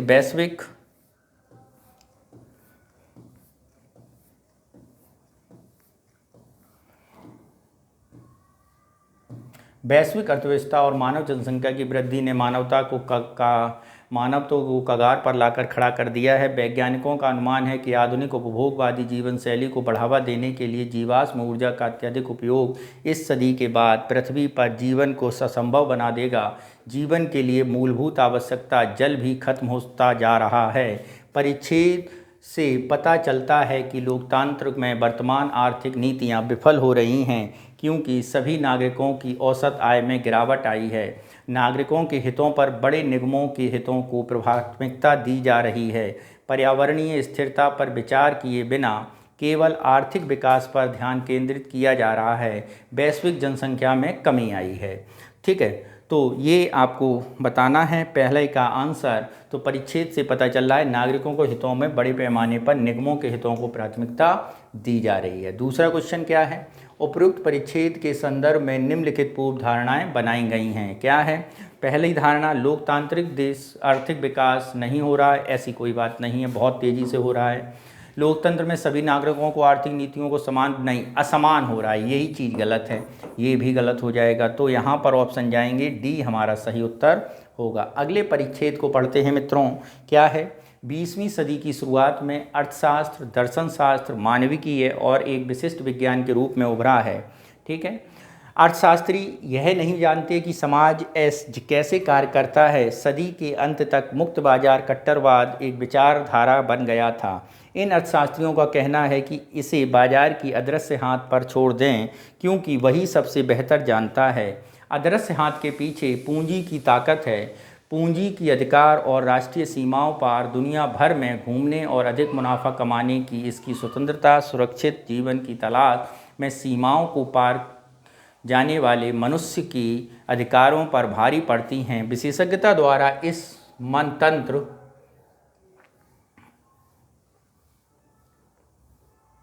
के ज्ञान में अवमूल्यन किया गया। हृदय विशेषज्ञ अद्भुत तकनीक से हृदय को जीवित रख सकते हैं। मस्तिष्क विशेषज्ञ मस्तिष्क के जीव विज्ञान की गहराई से उतरते हैं, वे संपूर्ण मानव जाति की दृष्टि खो देते हैं। जलवायु वैज्ञानिक इस बात पर शोध कर रहे हैं कि वायुमंडल से कार्बन को कैसे हटाया जाए, लेकिन नागरिकों को आजीविका पर उसके समाधानों के प्रभाव उनके विज्ञान के दायरे में नहीं है। उच्च तकनीकी समाधान समग्र स्वास्थ्य और कल्याण को कम करते हुए जटिल प्रणालियों के कुछ हिस्सों में सुधार कर सकते हैं। किसी तंत्र के भीतर कोई भी बुद्धि उस तंत्र को नहीं समझ सकती जिस बुद्धि ने उस तंत्र को बनाया हो। आधुनिक विज्ञान ने मनुष्य को अहंकार दिया है कि वह अनियंत्रित प्रकृति पर विजय कर सकता है। अहंकारी वैज्ञानिक व्यक्ति सोचता है कि वह उस प्रणाली को बदल सकता है जिसे उसने बनाया है। ठीक है, विश्व के बारे में उनके वैज्ञानिक समाधान और उनके अपनी जीनों के वैज्ञानिक सुधार मानवता के अस्तित्व को खतरे में डाल रहे हैं। और क्वेश्चन देखते हैं, क्वेश्चन नंबर 37। यह परिच्छेद आधुनिक विज्ञान के दृष्टिकोण की आलोचना करता है क्योंकि यह हृदय प्रत्यारोपण जैसी नवीन तकनीकों को विकसित करने में विफल रहा है। बी, संपूर्ण प्रणालियों को जीव समझने के बजाय विशेषज्ञता पर ध्यान केंद्रित करता है। मानव प्रवासियों के कल्याण के बजाय पूंजी के अधिकारों को प्राथमिकता देता है। इस विचार को बढ़ावा देता है कि मनुष्य प्रकृति को पूरी तरह नियंत्रित करके बदल रहा है। तो मित्रों, मैंने आपसे कहा है कि पैराग्राफ को ध्यान से पढ़ना है और इतना ध्यान से पढ़ना है कि तुरंत अगर कोई आपसे क्वेश्चन करे तो आप उसका आंसर तुरंत पुटअप कर पाएँ। तो यहाँ पर जब हमने पैराग्राफ पढ़ा तो एक आंसर बिल्कुल सही आ रहा है कि इस विचार को बढ़ावा दिया कि मनुष्य प्रकृति को पूरी तरह नियंत्रित कर और बदल सकता है। ठीक है, ये गलत हो जाएगा, यही आंसर होगा हमारा। परिच्छेद के आधार पर निम्नलिखित में से कौन सा कथन होगा? परिच्छेद को मर्म का सर्वोत्तम रूप से प्रतिबिंबित करता है। आधुनिक आर्थिक सिद्धांत पुराने हो चुके हैं और इन्हें पूरी तरह बदलने की ज़रूरत है। विज्ञान में विशेषज्ञता लाभप्रद है परंतु संचार और सहयोग महत्वपूर्ण है। तकनीकी प्रगति बहुत आगे बढ़ गई है और मानव अस्तित्व के लिए खतरा बन गई है। आधुनिक विज्ञान में मानवीय पीड़ा, विशेषकर प्रवासियों की पीड़ा के प्रति सहानुभूति का अभाव है। तो यहाँ पर यदि हम बात करें कौन सा आंसर सही बढ़ रहा है, तो तकनीकी प्रगति बहुत आगे बढ़ गई और मानव अस्तित्व के लिए खतरा बन गई है, यही आंसर इसका सही होगा। ठीक है, तो यहाँ पर अगले क्वेश्चन पर चलते हैं। तो अगला क्वेश्चन है हमारा क्वेश्चन नंबर 39। क्या है? यह परिच्छेद वैज्ञानिक प्रगति से संबंधित एक संभावित नैतिक दुविधा का सुझाव देता है। इस दुविधा में शामिल हो सकते हैं। क्या दुविधा है, जरा इसे समझिए। पहला क्या कह रहा है? पूंजी के अधिकारों को मानव प्रवासियों के हितों को प्राथमिकता देने के बीच चयन करना, इसकी चर्चा नहीं की गई है। इसका के विपरीत बात कही गई है। नवोन्मेषी प्रौद्योगिकियों के विकास के बजाय विज्ञान विशेषज्ञता पर ध्यान केंद्रित करना, ये भी बात नहीं है, ये भी गलत हो जाएगा। आजीविका के लिए दीर्घकालिक परिणामों की तुलना में पर्यावरणीय समस्याओं को अल्पकालिक समाधान में प्राथमिकता देना और मस्तिष्क के जीवन विज्ञान में अनुसंधान की तुलना में हृदय प्रत्यारोपण की संसाधनों का आवंटन, ये भी नहीं कहा गया है। केवल सी आंसर सही बैठ रहा है, यानी हमारा आंसर सी हो जाएगा। ठीक है मित्रों, नेक्स्ट चलते हैं क्वेश्चन नंबर 40 पर। क्या है 40? 7 धन पूर्णांक ABCDEFG दिए गए हैं। निम्न कथनों पर विचार कीजिए। A × BCDEFG का गुणनफल विषम होता है जब कोई भी पूर्णांक सम नहीं होता है। तो उदाहरण के लिए अगर हम 1 2 3 4 5 6 7 ले लें ABCD का मान, तो इनका गुणनखंड करें तो क्या आएगा? विषम ही आएगा। तो ये बात बिल्कुल सही है। दूसरा, गुणनफल सम होगा जब कम से कम एक पूर्णांक सम हो। तो एक पूर्णांक सम कर लें तो हमारा क्या हो जाएगा? सही आ जाएगा। तो ये दोनों कथन मित्रों बिल्कुल सही हैं। तो आंसर क्या होगा? आंसर सी हमारा सही उत्तर हो जाएगा। नेक्स्ट चलते हैं क्वेश्चन नंबर 41। एक बैग में 10 अलग अलग रंग की गेंदें हैं। 2 लड़के गेंदों को निकालने की भविष्यवाणी करते हैं। पहला लड़का 3 बार में 1 बार सच बोलता है, दूसरा लड़का 5 में से 3 बार सच बोलता है। वे दोनों दावा करते हैं कि बैग में एक पीली गेंद निकाली गई है। लड़कों के द्वारा दावा किए गए सत्य की प्रायिकता ज्ञात कीजिए। तो यहाँ पर सत्य की प्रायिकता बतानी है मित्रों और देखना है। तो जब हम इस प्रकार के टॉपिक्स में देखते हैं तो मित्रों 2 लड़के निकाल रहे हैं। तो पहला लड़का सच बोला, 3 बार में 1 बार सच बोला, यानी सच बोलने की प्रायिकता अगर हम देखें तो 1/3 है और झूठ बोलने की 2/3 है। बात समझे। दूसरे लड़के में 3/5 है और 2/5 है। तो संभावित सत्य का अगर हम देखें तो क्या होगा, 1/3 गुणे 3/5 यानी ऐसा बोला होगा। दूसरा बटे 1/3 गुणे 3/5 प्लस 1/3 गुणे 2/5 प्लस 2/3 गुणे 3/5 प्लस 2/3 गुणे 2/5। जब इसे सॉल्व करेंगे तो आएगा आपका 1/5 यानी ऑप्शन डी हमारा क्या हो जाएगा, सही हो जाएगा। नेक्स्ट चलते हैं क्वेश्चन नंबर 42। वह 10 बाट इस प्रकार हैं 10, 20, 30, 100 किलोग्राम। प्रतिस्थापन एक साथ एक समय 6 बाटों को यादृच्छिक रूप से चुना जाता है। प्रायिकता ज्ञात कीजिए कि चयनित बाटों की संख्या बाटों में दिखाई देने वाला सबसे बड़ा भार 70 किलोग्राम है। ठीक है, तो यहाँ पर 100 किलो तक के दिए गए हैं। वजनों की संख्या कितनी है, 10 है। कितनी है, 10 होगी। तो 6 वजन चुनने में कुल संभावित तरीके जगह अगर हम 6 वजन चुने तो संभावित तरीके क्या होंगे, 10 की पावर 6। कितना हो जाएगा, 10 टू दी पावर 6 हो जाएगा। ठीक है, अब उन अवसरों के चुनने के वजन कितना होगा जो वजन में 10 किलोग्राम से 70 किलोग्राम के बीच होंगे। तो 10 से 70 किलोग्राम या 60 किलोग्राम के बीच होंगे। तो वो तरीके होंगे आपके 7 की पावर 6। कितने होंगे, 7 की पावर 6। 10 से 60 किलोग्राम के बीच हों तो उसके कुल तरीके कितने होंगे, 6 की पावर 6। क्या हो जाएंगे, 6 की पावर 6। ठीक है, और यदि हम चयनित वजन के बारे में बात करें तो यहाँ पे 7 की पावर 6 माइनस 6 की पावर 6 को घटा देंगे और टोटल वजन हमारा 10 टू दी पावर 6 है और ये हमारा आंसर सी सही हो जाएगा। नेक्स्ट चलते हैं क्वेश्चन नंबर 43। क्या है, नीचे दिए गए प्रश्नों को 2 कथनों पर विचार कीजिए। कथन क्या P25 विभाज्य है, P और 10 विभाज्य हैं, P 15 से विभाज्य है। ठीक है, तो यहाँ पर जरा देखें क्या बोला गया है।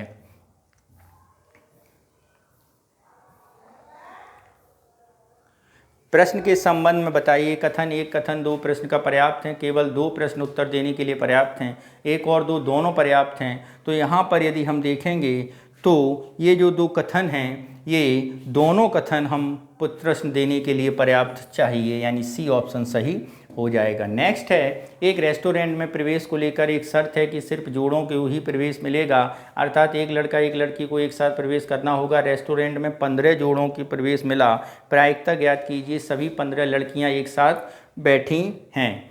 तो रेस्टोरेंट में 15 लड़के लड़कियां एक साथ हैं, यानी यूनिट मानते हुए अगर हम इसे करेंगे तो अनुकूल परिणाम है फैक्टोरियल 16 मल्टीप्लाइड बाई फैक्टोरियल 15। ठीक है, और कुल संभावित परिणाम कितने हैं, फैक्टोरियल 30। तो आंसर क्या हो जाएगा, 16 इंटू 15 डिवाइड बाई 30। ठीक है, तो आंसर क्या दिख रहा है आपको, आंसर डी हमारा सही उत्तर हो जाएगा। 15 जोड़ों को प्रवेश मिला है और सभी 15 लड़कियां एक साथ बैठे। इसकी प्रायिकता कितनी है, 16 फैक्टोरियल।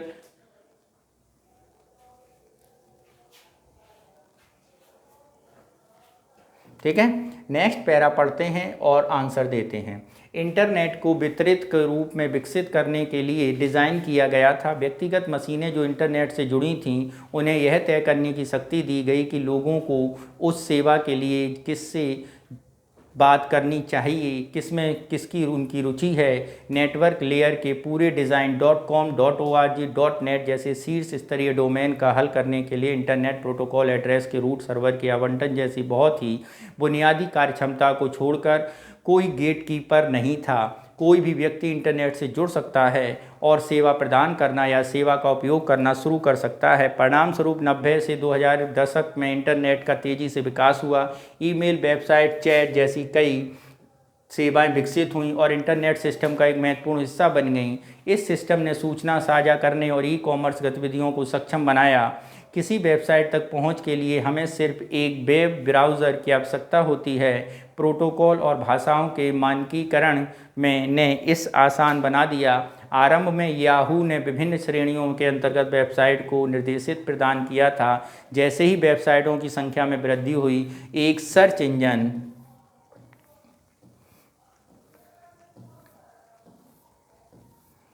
गूगल तुरंत उन वेब पेजों को एक सूची प्रदान करने के लिए सामने आया जो हमारी खोज क्वेरी को मेल खाते हैं। वेबसाइटों की संख्या में वृद्धि के साथ गूगल एक सर्च इंजन के रूप में विकसित हुआ जो त्वरित रूप से हमारे सर्च वर्ड्स से मेल खाने वाले रिजल्ट प्रदान कर सकता है। तो अब आपको इसके आंसर देने। यह परिच्छेद इस बात को प्रकाश डालता है कि न्यूनतम गेटकीपर के साथ इंटरनेट शुरुआती डिजाइन इसमें योगदान दिया। इंटरनेट पर ए क्या है? इंटरनेट पर सुरक्षा, उपयोगकर्ताओं की गोपनीयता में वृद्धि। बी, विविध सेवाओं और सामग्री का तीव्रता के से उद्भव। सी, ऑनलाइन सामग्री उपयोगकर्ताओं का पहुंच पर सख्त नियंत्रण। और डी, विभिन्न सेवाओं तक पहुंच के लिए विशेष सॉफ्टवेयर की आवश्यकता।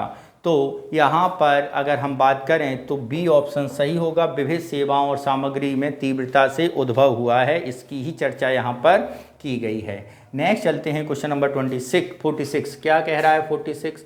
इसे देखते हैं। निम्नलिखित कथनों पर में से वर्ष 1990-2000 के दशक में इंटरनेट के विकास पर डिज़ाइन के प्रभाव को सर्वोत्तम प्रतिबिंबित करता है। पहला, इंटरनेट को वितरित प्रकृति के कारण धीमी और नियंत्रित वृद्धि हुई। नहीं, ये बात बिल्कुल सही नहीं, बहुत तेज़ी से वृद्धि हुई थी। केंद्रीय नियंत्रण की कमी को परिणाम स्वरूप सीमित नवाचार संपन्न हुआ और नई सेवाओं की धीमी गति से अपनाया गया। ये बात बिल्कुल भी गलत है, धीमी गति से नहीं, बहुत तेज़ी से अपनाया था। दूसरा, ओपन और वितरित सिस्टम ने सेवाओं की तीव्रता से विकास और विविधीकरण की सुविधा प्रदान की। ठीक है, यही हमारा आंसर सही होगा, यही बात बिल्कुल सही की गई है। नेक्स्ट पैराग्राफ पढ़ते हैं और उसका आंसर देते हैं। क्या है पैराग्राफ? क्यों कुछ लोग लेफ्ट हैंडेड होते हैं जबकि अधिकांश राइट हैंडेड होते हैं? शोधकर्ताओं ने कोशिकाओं के आकार को नियंत्रित करने वाले जीन के दुर्लभ वेरिएंट की पहचान की और पाया कि वे लेफ्ट हैंडेड लोगों में 2.7 गुना अधिक सामान्य हैं, जबकि ये आनुवांशिक वेरिएंट केवल एक छोटे से अंश, शायद 0.1% लेफ्ट हैंडेड लोगों के लिए जिम्मेदार हैं। शोधकर्ताओं के अनुसार अध्ययन से ज्ञात होता है कि यह जीन, जिसे TUBB4B कहा जाता है, इसका प्रभाव इस बात पर पड़ सकता है कि किसी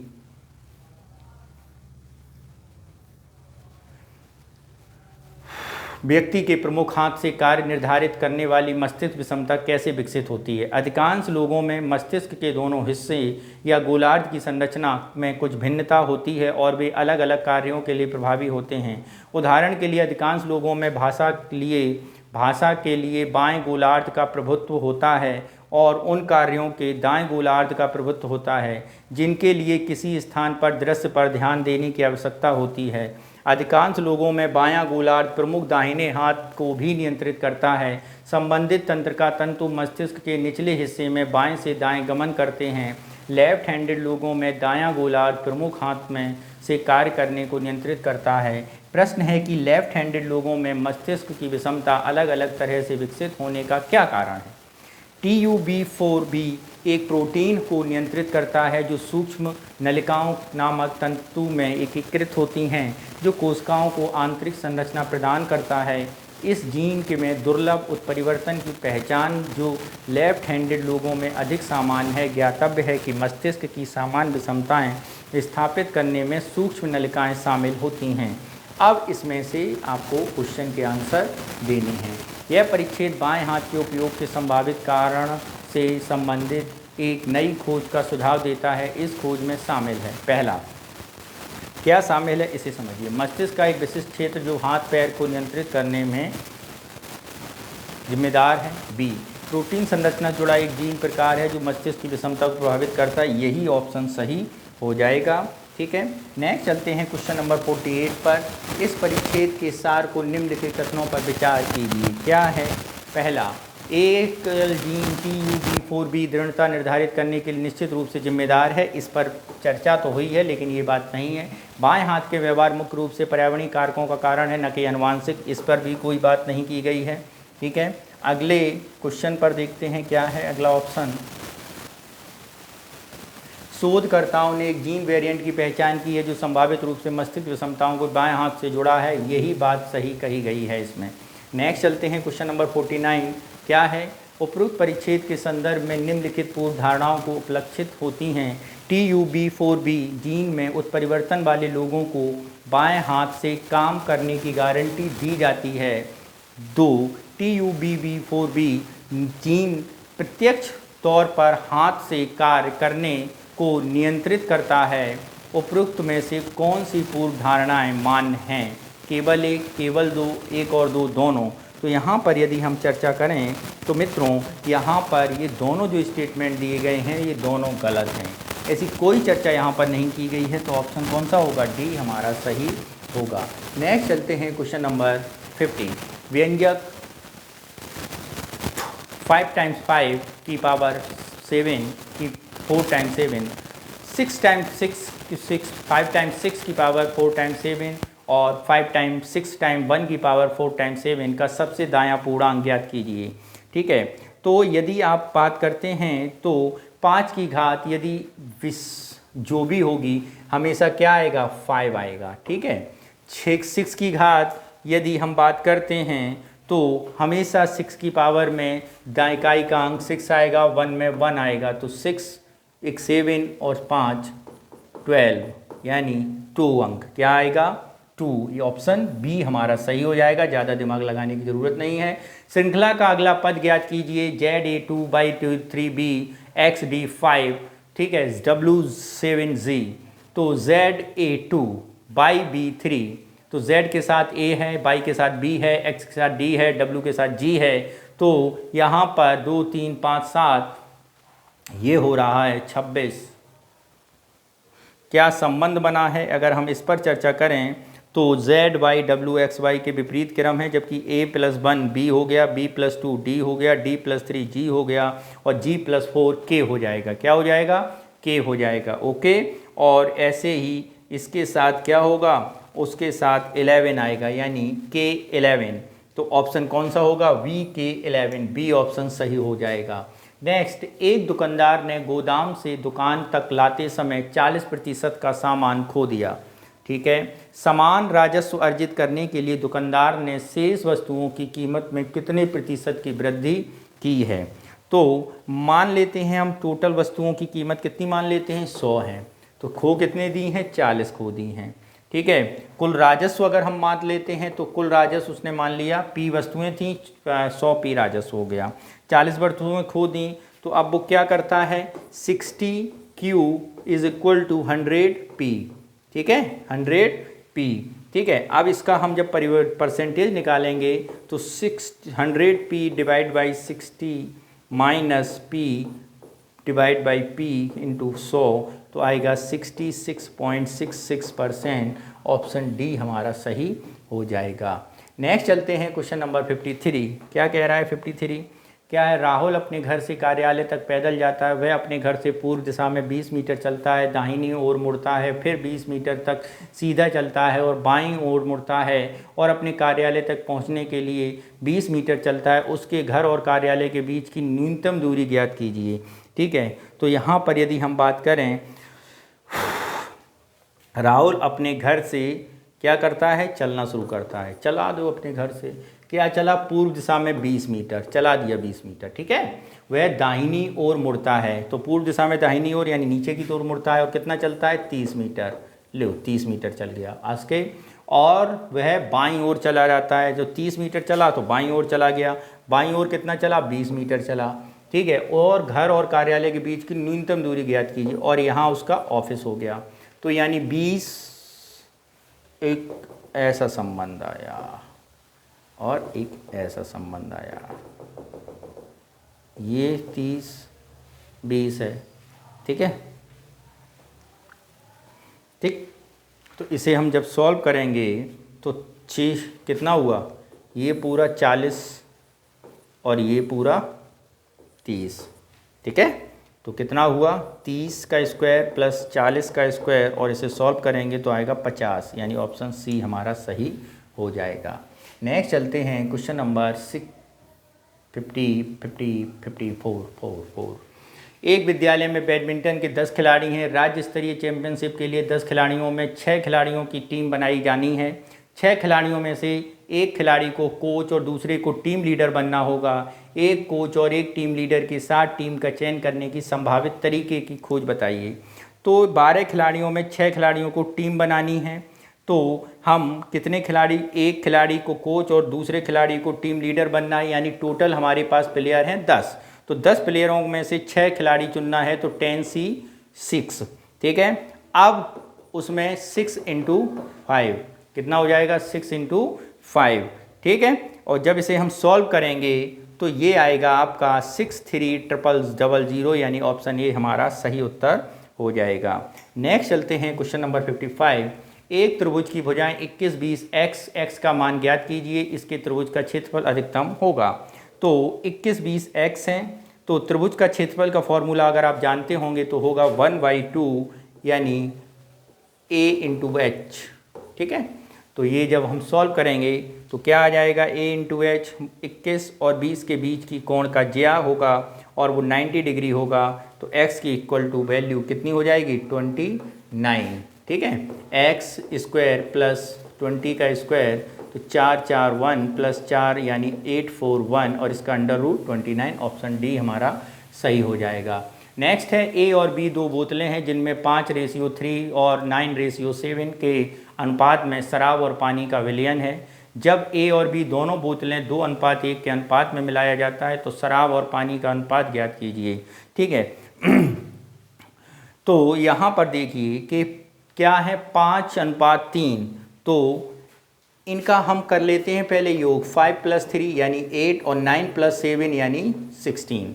ठीक है, अब क्या हुआ, एलसीएम जब इसका हम निकालेंगे तो इसका एलसीएम लें तो एलसीएम आएगा 16। क्या आएगा एलसीएम 16। पहली बोतल क्या बोला, ये ए और बी दोनों बोतलें 2:1 में मिलाया जाए। पहली बोतल में 5/8 × 16 यानी 10। ठीक है, 10 हो जाएगा। दूसरी बोतल में यदि हम बात करें तो 9/16 × 16, तो ये हो जाएगा 9 लीटर, यानी पहली में 10 लीटर, दूसरी में 9 लीटर पानी। अब ए बी 9 लीटर शराब और 7 लीटर पानी हो गया। बात समझना ध्यान से, 9 लीटर शराब पहली वाली में क्या हुआ, 10 लीटर शराब और कितना 6 लीटर पानी। तो अब दोनों मिला दिया, 2:1 में मिलाया है, तो यानी 10 × 2 + 9 × 1 यानी हो गया आपका 29 लीटर दारू। ठीक है, पानी की मात्रा यदि 6 × 2 + 7 × 1 और बेटा 12 + 7 यानी 19, यानी 29 लीटर और 19 लीटर, यानी ऑप्शन डी हमारा सही हो जाएगा। नेक्स्ट चलते हैं क्वेश्चन नंबर 57। एक व्यक्ति एक साहूकार से इस शर्त पर धनराशि उधार लेता है कि वह वार्षिक रूप से 12% चक्रवृद्धि ब्याज की दर से भुगतान करेगा। व्यक्ति 36,500 रुपये की राशि उधार ली, पहले वर्ष के अंत तक 12,380 रुपये वापस करता है, दूसरे वर्ष के अंत में 11,920 रुपये वापस करता है, तीसरे वर्ष में अंत में साहूकार को पैसे वापस करने के लिए व्यक्ति द्वारा भुगतान की जाने वाली राशि ज्ञात कीजिए। तो यहाँ पर यदि हम बात करें कितना है ये, कितना 29,400। ठीक है, तो यहाँ पर जब इसे हम सॉल्व करेंगे मित्रों तो ये आंसर क्या आएगा, इसका आंसर आएगा 22,400 रुपये। नेक्स्ट चलते हैं क्वेश्चन नंबर 58। क्या है 58, इसे देखते हैं। एक शिकायत पेटी में 12 अलग अलग शिकायत पत्र रखे गए हैं। 4 से अधिक पत्रों का चयन न करके कितने प्रकार के पत्रों का चयन किया जा सकता है, यानी 12 पत्रों को चयन न करके पत्रों को चयन करने की संख्या बतानी है। तो सबसे पहले है 12C4 + 12C1 + 12C2 + 12C3 + 12C4। ठीक है, ये प्रक्रिया हुई हमारी, और जब इसे सॉल्व करेंगे जोड़ेंगे तो हमारा आएगा 794। तो जब इसे मित्रों हम लोग सॉल्व करेंगे तो हमारा आ जाएगा ऑप्शन डी 794, यानी option D is the right answer. Next चलते हैं क्वेश्चन नंबर 49। लुप्त पदों के लिए सही विकल्प खोजें। BCD 8, CDE 20, EFG क्या होगा। तो BCD यदि हम जोड़ें तो B और C × D यानी 2 × 3 × 4, 3 × 4, तो करेंगे तो कितना आएगा। ठीक है, ऐसे ही यहाँ पे भी करेंगे तो आंसर आ जाएगा 70, ऑप्शन बी हमारा सही हो जाएगा। नेक्स्ट चलते हैं क्वेश्चन नंबर अगले पर। क्या है क्वेश्चन अगला, उसे देखते हैं।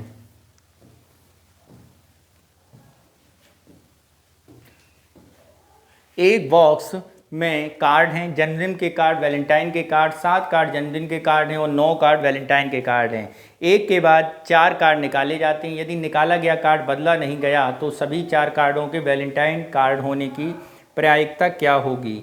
तो टोटल कार्ड पहले हम यहाँ पे जोड़ लेंगे, 7 हैं और 9 हैं, तो यानी टोटल कार्ड कितने हो गए हमारे 16 कार्ड हो गए। टोटल कार्ड कितने हो गए 16 कार्ड हो गए। ठीक है, तो सभी कार्ड वैलेंटाइन कार्ड होने की प्रायिकता, तो वैलेंटाइन के हैं कितने कार्ड 9 कार्ड हैं, तो 9/16।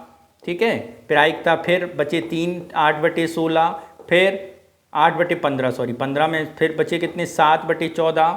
ठीक है, और फिर हमारा 6/13। और जब इसे और लास्ट में जब इसे हम सॉल्व करेंगे मित्रों तो आएगा आपका 9/130। 9/130 ऑप्शन सी हो जाएगा और ये हमारा आंसर हो जाएगा। नेक्स्ट है हमारा अगला पैरा और उसको पढ़ना है। पैराग्राफ मित्रों ध्यान से पढ़िएगा। जैसा कि सर्वविदित है कि 18वीं शताब्दी के मध्य में औद्योगिक विकास ने जीवन की गुणवत्ता में महत्वपूर्ण सुधार किया है। इस प्रगति से प्रमुख चालक सभी क्षेत्रों में मशीनीकरण, प्रौद्योगिकी के आधारित नवाचार रहे हैं। अन्य बातों के अलावा औद्योगिक क्रांति के पश्चात की अवधि में प्रगति को आगे बढ़ाने के लिए प्राकृतिक संसाधनों का दोहन काफ़ी बढ़ गया है। दुर्भाग्य से प्राकृतिक संसाधनों के उपयोग से प्रेरित स्पष्ट प्रगति का भी पर्यावरण पर प्रतिकूल प्रभाव पड़ा है।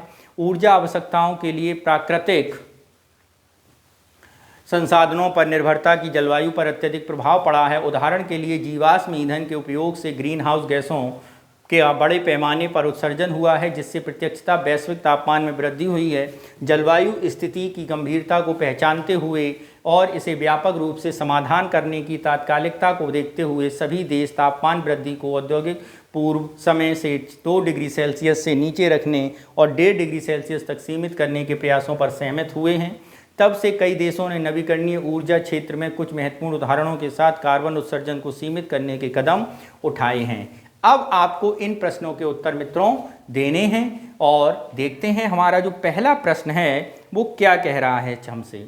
यह परिच्छेद निम्नलिखित में से के बीच संभावित संघर्ष के सुझाव देता है।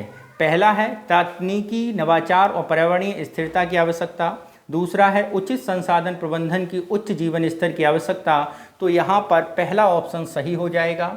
ठीक है, बाकी की चर्चा इसमें की गई हो या न की गई हो, हमें पहले ही आंसर मिल गया है। बाकी 2 ऑप्शन और आप देख लीजिए। तापमान वृद्धि की चर्चा नहीं है, प्राकृतिक संसाधनों के दोहन के नवीकरणीय ऊर्जा के बारे में बात नहीं की गई है। क्वेश्चन नंबर 62 देखते हैं। उपरोक्त परिच्छेद के द्वारा व्यक्त पूर्व धारणा को प्रतिबिंबित नहीं करता। औद्योगिक प्रगति पर्यावरणीय स्थिरता दोनों शामिल करने के लिए कोई मार्ग नहीं है।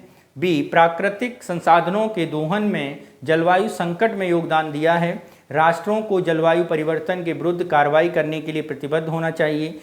नवीकरणीय ऊर्जा स्रोत जीवाश्म ईंधनता के संभावित प्रस्तावों को प्रस्ताव करते हैं। तो ना इसकी चर्चा है, ना इसकी चर्चा है, ना इसकी चर्चा है, चर्चा केवल इसकी है, यानी ऑप्शन ए हमारा सही उत्तर हो जाएगा।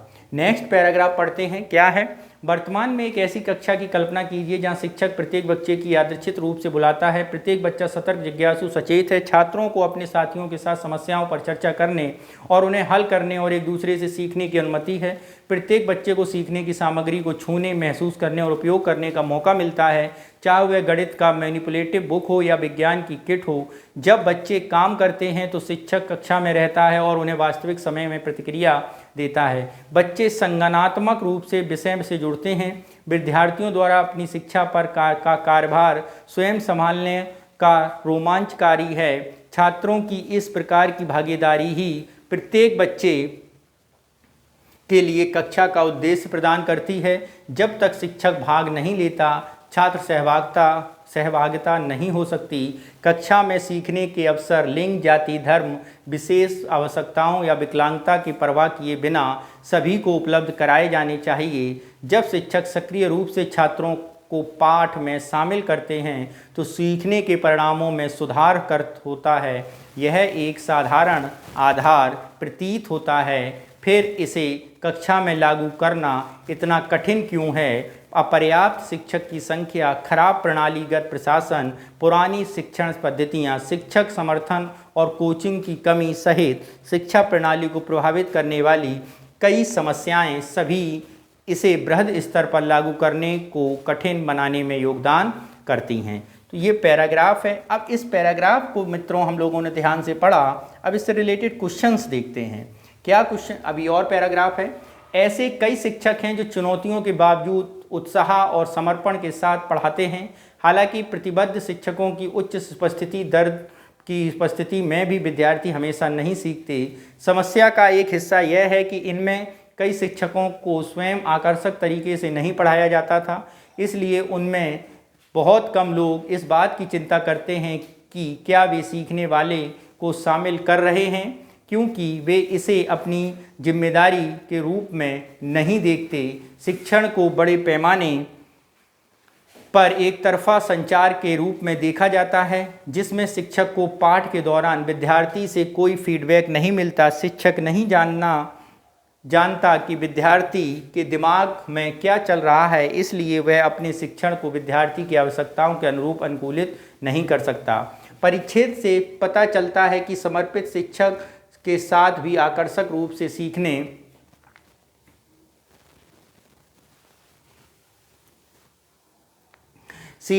के अनुभवों को लागू करने में बड़ी बाधा है। मैनिपुलेटिव और विज्ञान किट जैसे संसाधनों और सामग्रियों में की कमी वर्तमान शिक्षा प्रणाली का बल मानकीकृत परीक्षाओं पर है। छात्रों के लिए साथियों पर चर्चा और सहयोग करने की सीमित अवसर हैं। कई शिक्षकों को स्वयं छात्रों के रूप में आकर्षक सीखने का अनुभव नहीं है।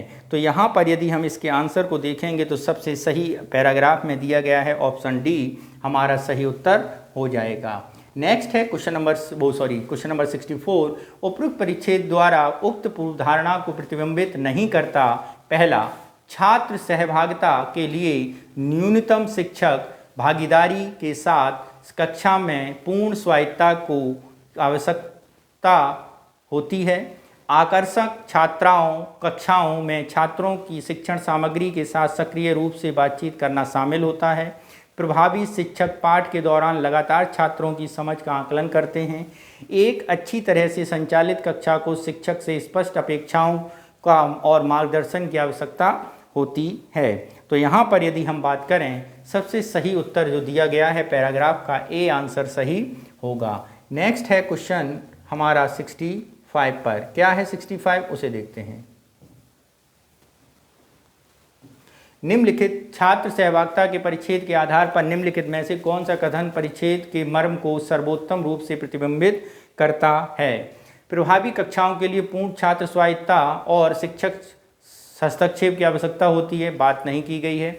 बड़ी कक्षा का आकार और कम संसाधन उच्च स्तर के छात्र भागीदारी के लिए आदर्श स्थितियां हैं, ये भी नहीं। संलग्न कक्षाएं सीखने के लिए प्रति प्रेम की बढ़ावा देने के स्थान पर मानकीकृत परीक्षण स्कोर को प्राथमिकता देता है। चुनौतियों के बावजूद आकर्षण विशिक्षण अनुभवों को लागू करने के लिए प्रशिक्षण और प्रथाओं के बदलाव की आवश्यकता है, यही बात बिल्कुल सही होगी। नेक्स्ट परिच्छेद को देखते हैं। ब्लैक होल से निकलने वाले कृष्णाश्म चमकीले होते हैं और इसका अच्छी तरह से अध्ययन किया जाता है। हालांकि न्यूट्रॉन सितारों से निकलने वाले कृष्णाश्म आमतौर पर बहुत हल्के होते हैं और उनके बारे में बहुत कम जानकारी है। यह एक समस्या प्रस्तुत करता है क्योंकि हम विभिन्न खगोलीय पिंडों द्वारा प्रक्षेपित कृष्णाश्मों की तुलना करके बहुत कुछ सीख सकते हैं। न्यूट्रॉन तारे अत्यंत सघन तारकीय सब हैं। ब्रह्मांडीय अवसर भस्म एक शहर के आकार के होते हैं, फिर भी उनके एक तारे का द्रव्यमान होता है। हम उन्हें विशाल परमाणु नाभिक के रूप में सोच सकते हैं। प्रत्येक लगभग 20 किलोमीटर चौड़ा ब्लैक होल के विपरीत न्यूट्रॉन सितारों में ठोस सतह और चुंबकीय क्षेत्र दोनों होते हैं और उन पर गिरने वाली गैस कम गुरुत्वाकर्षण ऊर्जा उत्सर्जित करती है। इन सभी गुणों का प्रभाव इस बात पर पड़ेगा कि उनके कृष्णाश्म कैसे प्रमोचित किए जाते हैं, जिससे न्यूट्रॉन तारे के कृष्णाश्म का अध्ययन विशेष रूप से मूल्यवान हो जाएगा।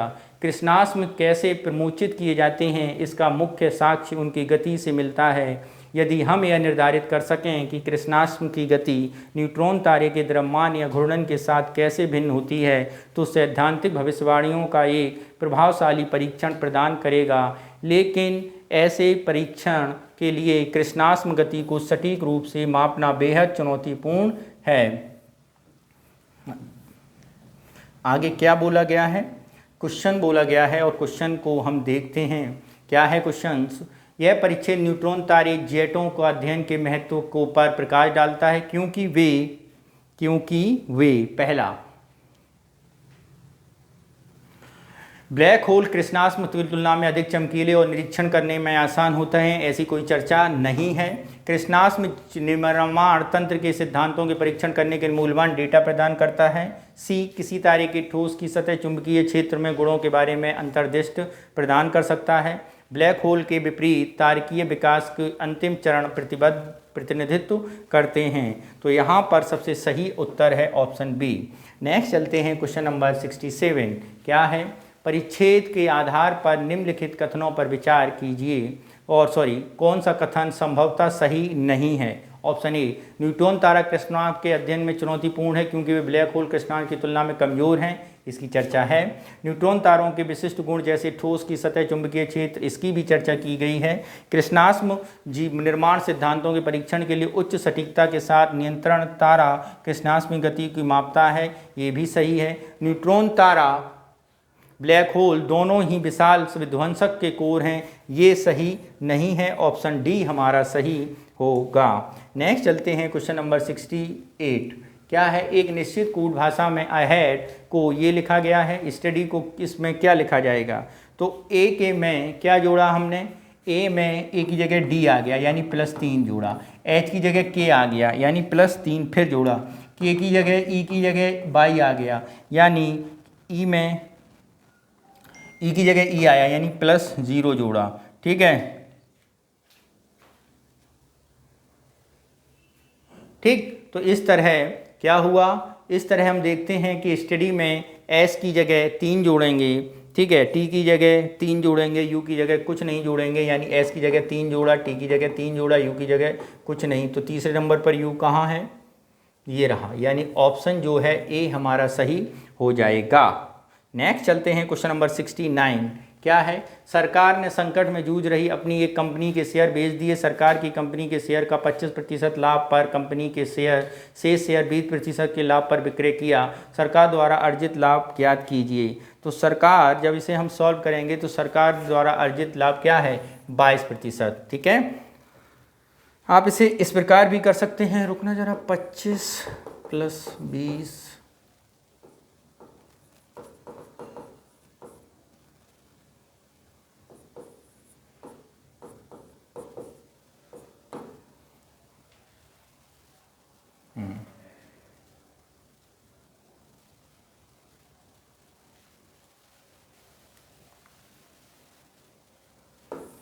22। ठीक है, नेक्स्ट चलते हैं अगले क्वेश्चन पर, क्वेश्चन नंबर 70 पर। क्या है 70? उसे देखते हैं।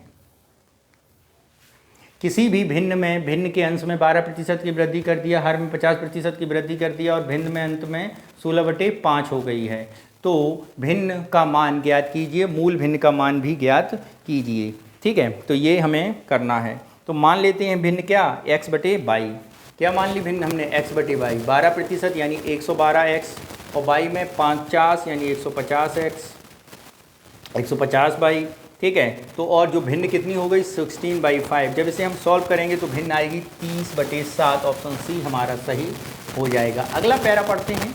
साक्ष्यों के अनुसार जल एक तक पहुंच का अभाव परिवारों में तनाव का कारण बन सकता है। जल की कमी वाले क्षेत्र अथवा उन घरों में जिनका मुख्य जल स्रोत उनके घरेलू परिसर के बाहर है, जल लाने का कार्य को अमूमन एक लैंगिक गतिविधि की संज्ञा दी जाती है, जिससे जल लाने का दायित्व का बोझ अनिवार्य रूप से घर की महिलाओं और लड़कियों पर पड़ता है। जल असुरक्षा को दिनों दिन जीवन दैनिक जीवन, घरेलू गतिशीलता, सामाजिक नातों का प्रभावित करती है। यह स्कूल में लड़कियों की उपस्थिति और शैक्षिक प्रदर्शन को भी प्रभावित करती है। जल लाने के लिए यात्रा के दौरान महिलाओं को लैंगिक हिंसा का भी सामना करना है, जिससे उनके मानसिक स्वास्थ्य पर प्रतिकूल प्रभाव पड़ता है। किए गए शोध के अनुसार जल तक पर्याप्त पहुंच के अभाव के कारण खुले में शौच की प्रथा को बढ़ावा मिलता है और इनका प्रमुख रूप से महिलाओं को अत्यधिक प्रभाव पड़ता है। ठीक है, मासिक धर्म, स्वास्थ्य पर प्रभाव, अतिरिक्त खुले में शौच करने वाली महिलाओं के संबंध में मनोसामाजिक तनाव के साथ लैंगिक हिंसा जैसे खतरों भी अधिक होती है। अब इससे रिलेटेड हमें क्वेश्चंस के आंसर्स देने हैं। क्या है? यह परिच्छेद तथ्य पर प्रकाश डालता है। जल अपर्याप्त पहुंच महिलाओं को असंगत रूप से प्रभावित करता है। हैजा जैसी जलजनित बीमारियां नहीं। जल एकत्रित करने में भौतिक बोझ लाने की समय की मांग का कारण, इस पर भी चर्चा नहीं की गई है। आगे क्या है?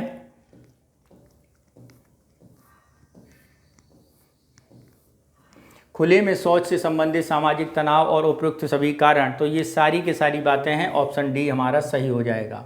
नेक्स्ट चलते हैं, परिच्छेद के अनुसार जल के पर्याप्त पहुंच के कारण महिलाओं को जीवन पर प्रभावी प्रभाव पड़ सकता है, जिससे डायरिया है या गतिविधियां भी हो सकती हैं। ठीक है, इसके अलावा उनका समय प्रबंधन, तनाव, हिंसा, जोखिम का कारण, असुरक्षा का भाव, ऑप्शन सी हमारा सही हो जाएगा। अगला परिच्छेद पढ़ते हैं, रोग के संचरण के उन्मूलन का आशय किसी परिभाषित क्षेत्र के रोग के शून्य संचरण के लक्ष्य पर प्राप्त करने से है, जो कि समूल नाश से भिन्न है, जिसका तात्पर्य पुनः संक्रमण में जोखिम के बिना किसी रोगजनक द्वारा संक्रमण की स्थायी रूप से समाप्ति करने से है। व्यक्तियों में विशेषकर गरीब समुदाय जो संक्रामक रोगों के प्रति सबसे अधिक सुभेद्य हैं के स्वास्थ्य को बेहतर बनाना एक अत्यधिक वांछनीय उद्देश्य है। सार्वजनिक स्वास्थ्य रणनीति के रूप में लोग उन्मूलन की अनुशंसा करने के कई कारण हैं। एक राष्ट्रीय लक्ष्य के रूप में सार्वजनिक स्वास्थ्य प्रणाली को सक्रिय बनाता है।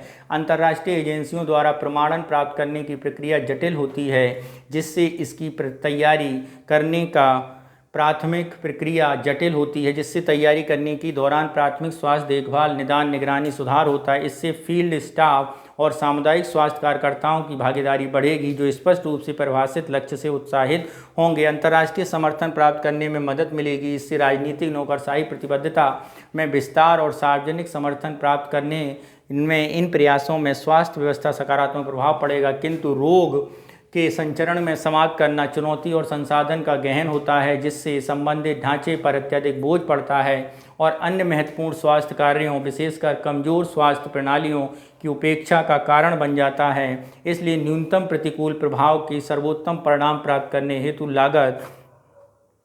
लागत सावधानी पूर्वक विश्लेषण, सूचित राजनीति में अनुसमर्थन का रोग उन्मूलन की योजना बनाई जानी चाहिए। ठीक है, अब इससे रिलेटेड क्वेश्चंस के आंसर्स देखते हैं। क्या है? पहला क्वेश्चन है, यह परिच्छेद रोग उन्मूलन से संबंधित विस्तार की संभावित नुकसान को प्रकाश डालने में बात कर रहा है, तो इसका आंसर क्या होगा? तो जरा इसको ध्यान से पढ़ते हैं। तो यहाँ पे सुदृढ़ देखभाल प्रणालियों में धनी राष्ट्र के लिए कोई चर्चा नहीं है। ऐसे कार्यक्रमों को वित्तीय सहायता की कोई चर्चा नहीं। सीमित संसाधनों विकासशील देशों में सार्वजनिक प्रणालियों में, ये ऑप्शन सही हो जाएगा। नेक्स्ट क्या है? निम्नलिखित में से कौन सा रोग उन्मूलन के कार्यक्रमों से संबंधित है? क्या है? पहला, संदर्भ परवाह किए बिना कार्यक्रम सार्वजनिक संबंधों में प्रभाव नहीं। अंतर्राष्ट्रीय एजेंसियों दीर्घकालिक वित्तीय सहायता नहीं।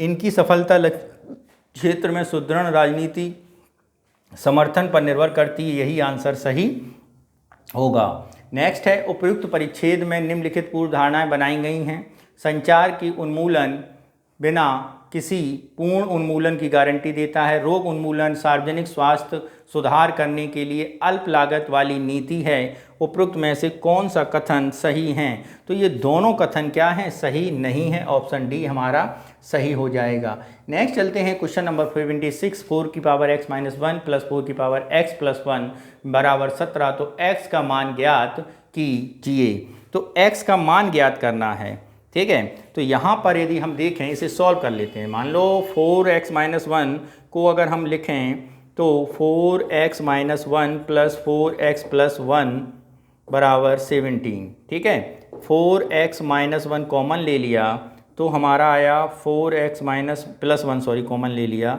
4x + 1 बटे 4x + 1 + 1 बराबर 17। ठीक है, तो आ गया 4 की पावर -2 + 1 = 17, यानी 4x + 1 बटे 1 की पावर 4 × 1 बराबर 17, यानी 4x + 1 = 16, यानी 4 की पावर स्क्वायर, यानी x + 1 बराबर 2 और x बराबर आ जाएगा 3। ठीक है, यानी 1 आ जाएगा। क्या आएगा? 1। तो ऑप्शन कौन सा होगा? ए ऑप्शन हमारा सही हो जाएगा। नेक्स्ट चलते हैं अगले क्वेश्चन पर। ठीक है, अगला क्वेश्चन क्या है? 71, यदि 0.4 = 0.056, 0.004/2, 0.04/0.956 का मान ज्ञात कीजिए। तो जब इसे हम सॉल्व करेंगे तो मित्रों 4 = इतना हो जाएगा और इसको हम ऐसे लिख सकते हैं 4/10⁴y इज इक्वल टू 4/10⁴। ठीक है, बात समझे। तो y इज इक्वल टू हो जाएगा हमारा 1। ठीक है, क्या हो जाएगा, इज इक्वल टू 1। ठीक, तो जब इसे हम सॉल्व करेंगे तो इसका भी आंसर क्या आएगा, 1 आएगा, ऑप्शन सी। ठीक है, ये भी 1 यानी ये 2 आ गया। ठीक है, 0.02। ठीक है। नेक्स्ट है क्वेश्चन नंबर 78। एक कस्बे में 25% कोरोना से ग्रस्त हैं। ठीक है, जनसंख्या में 40% की मृत्यु से बच गई हैं। कस्बे में शेष संख्याओं 50% से संक्रमित नहीं हैं।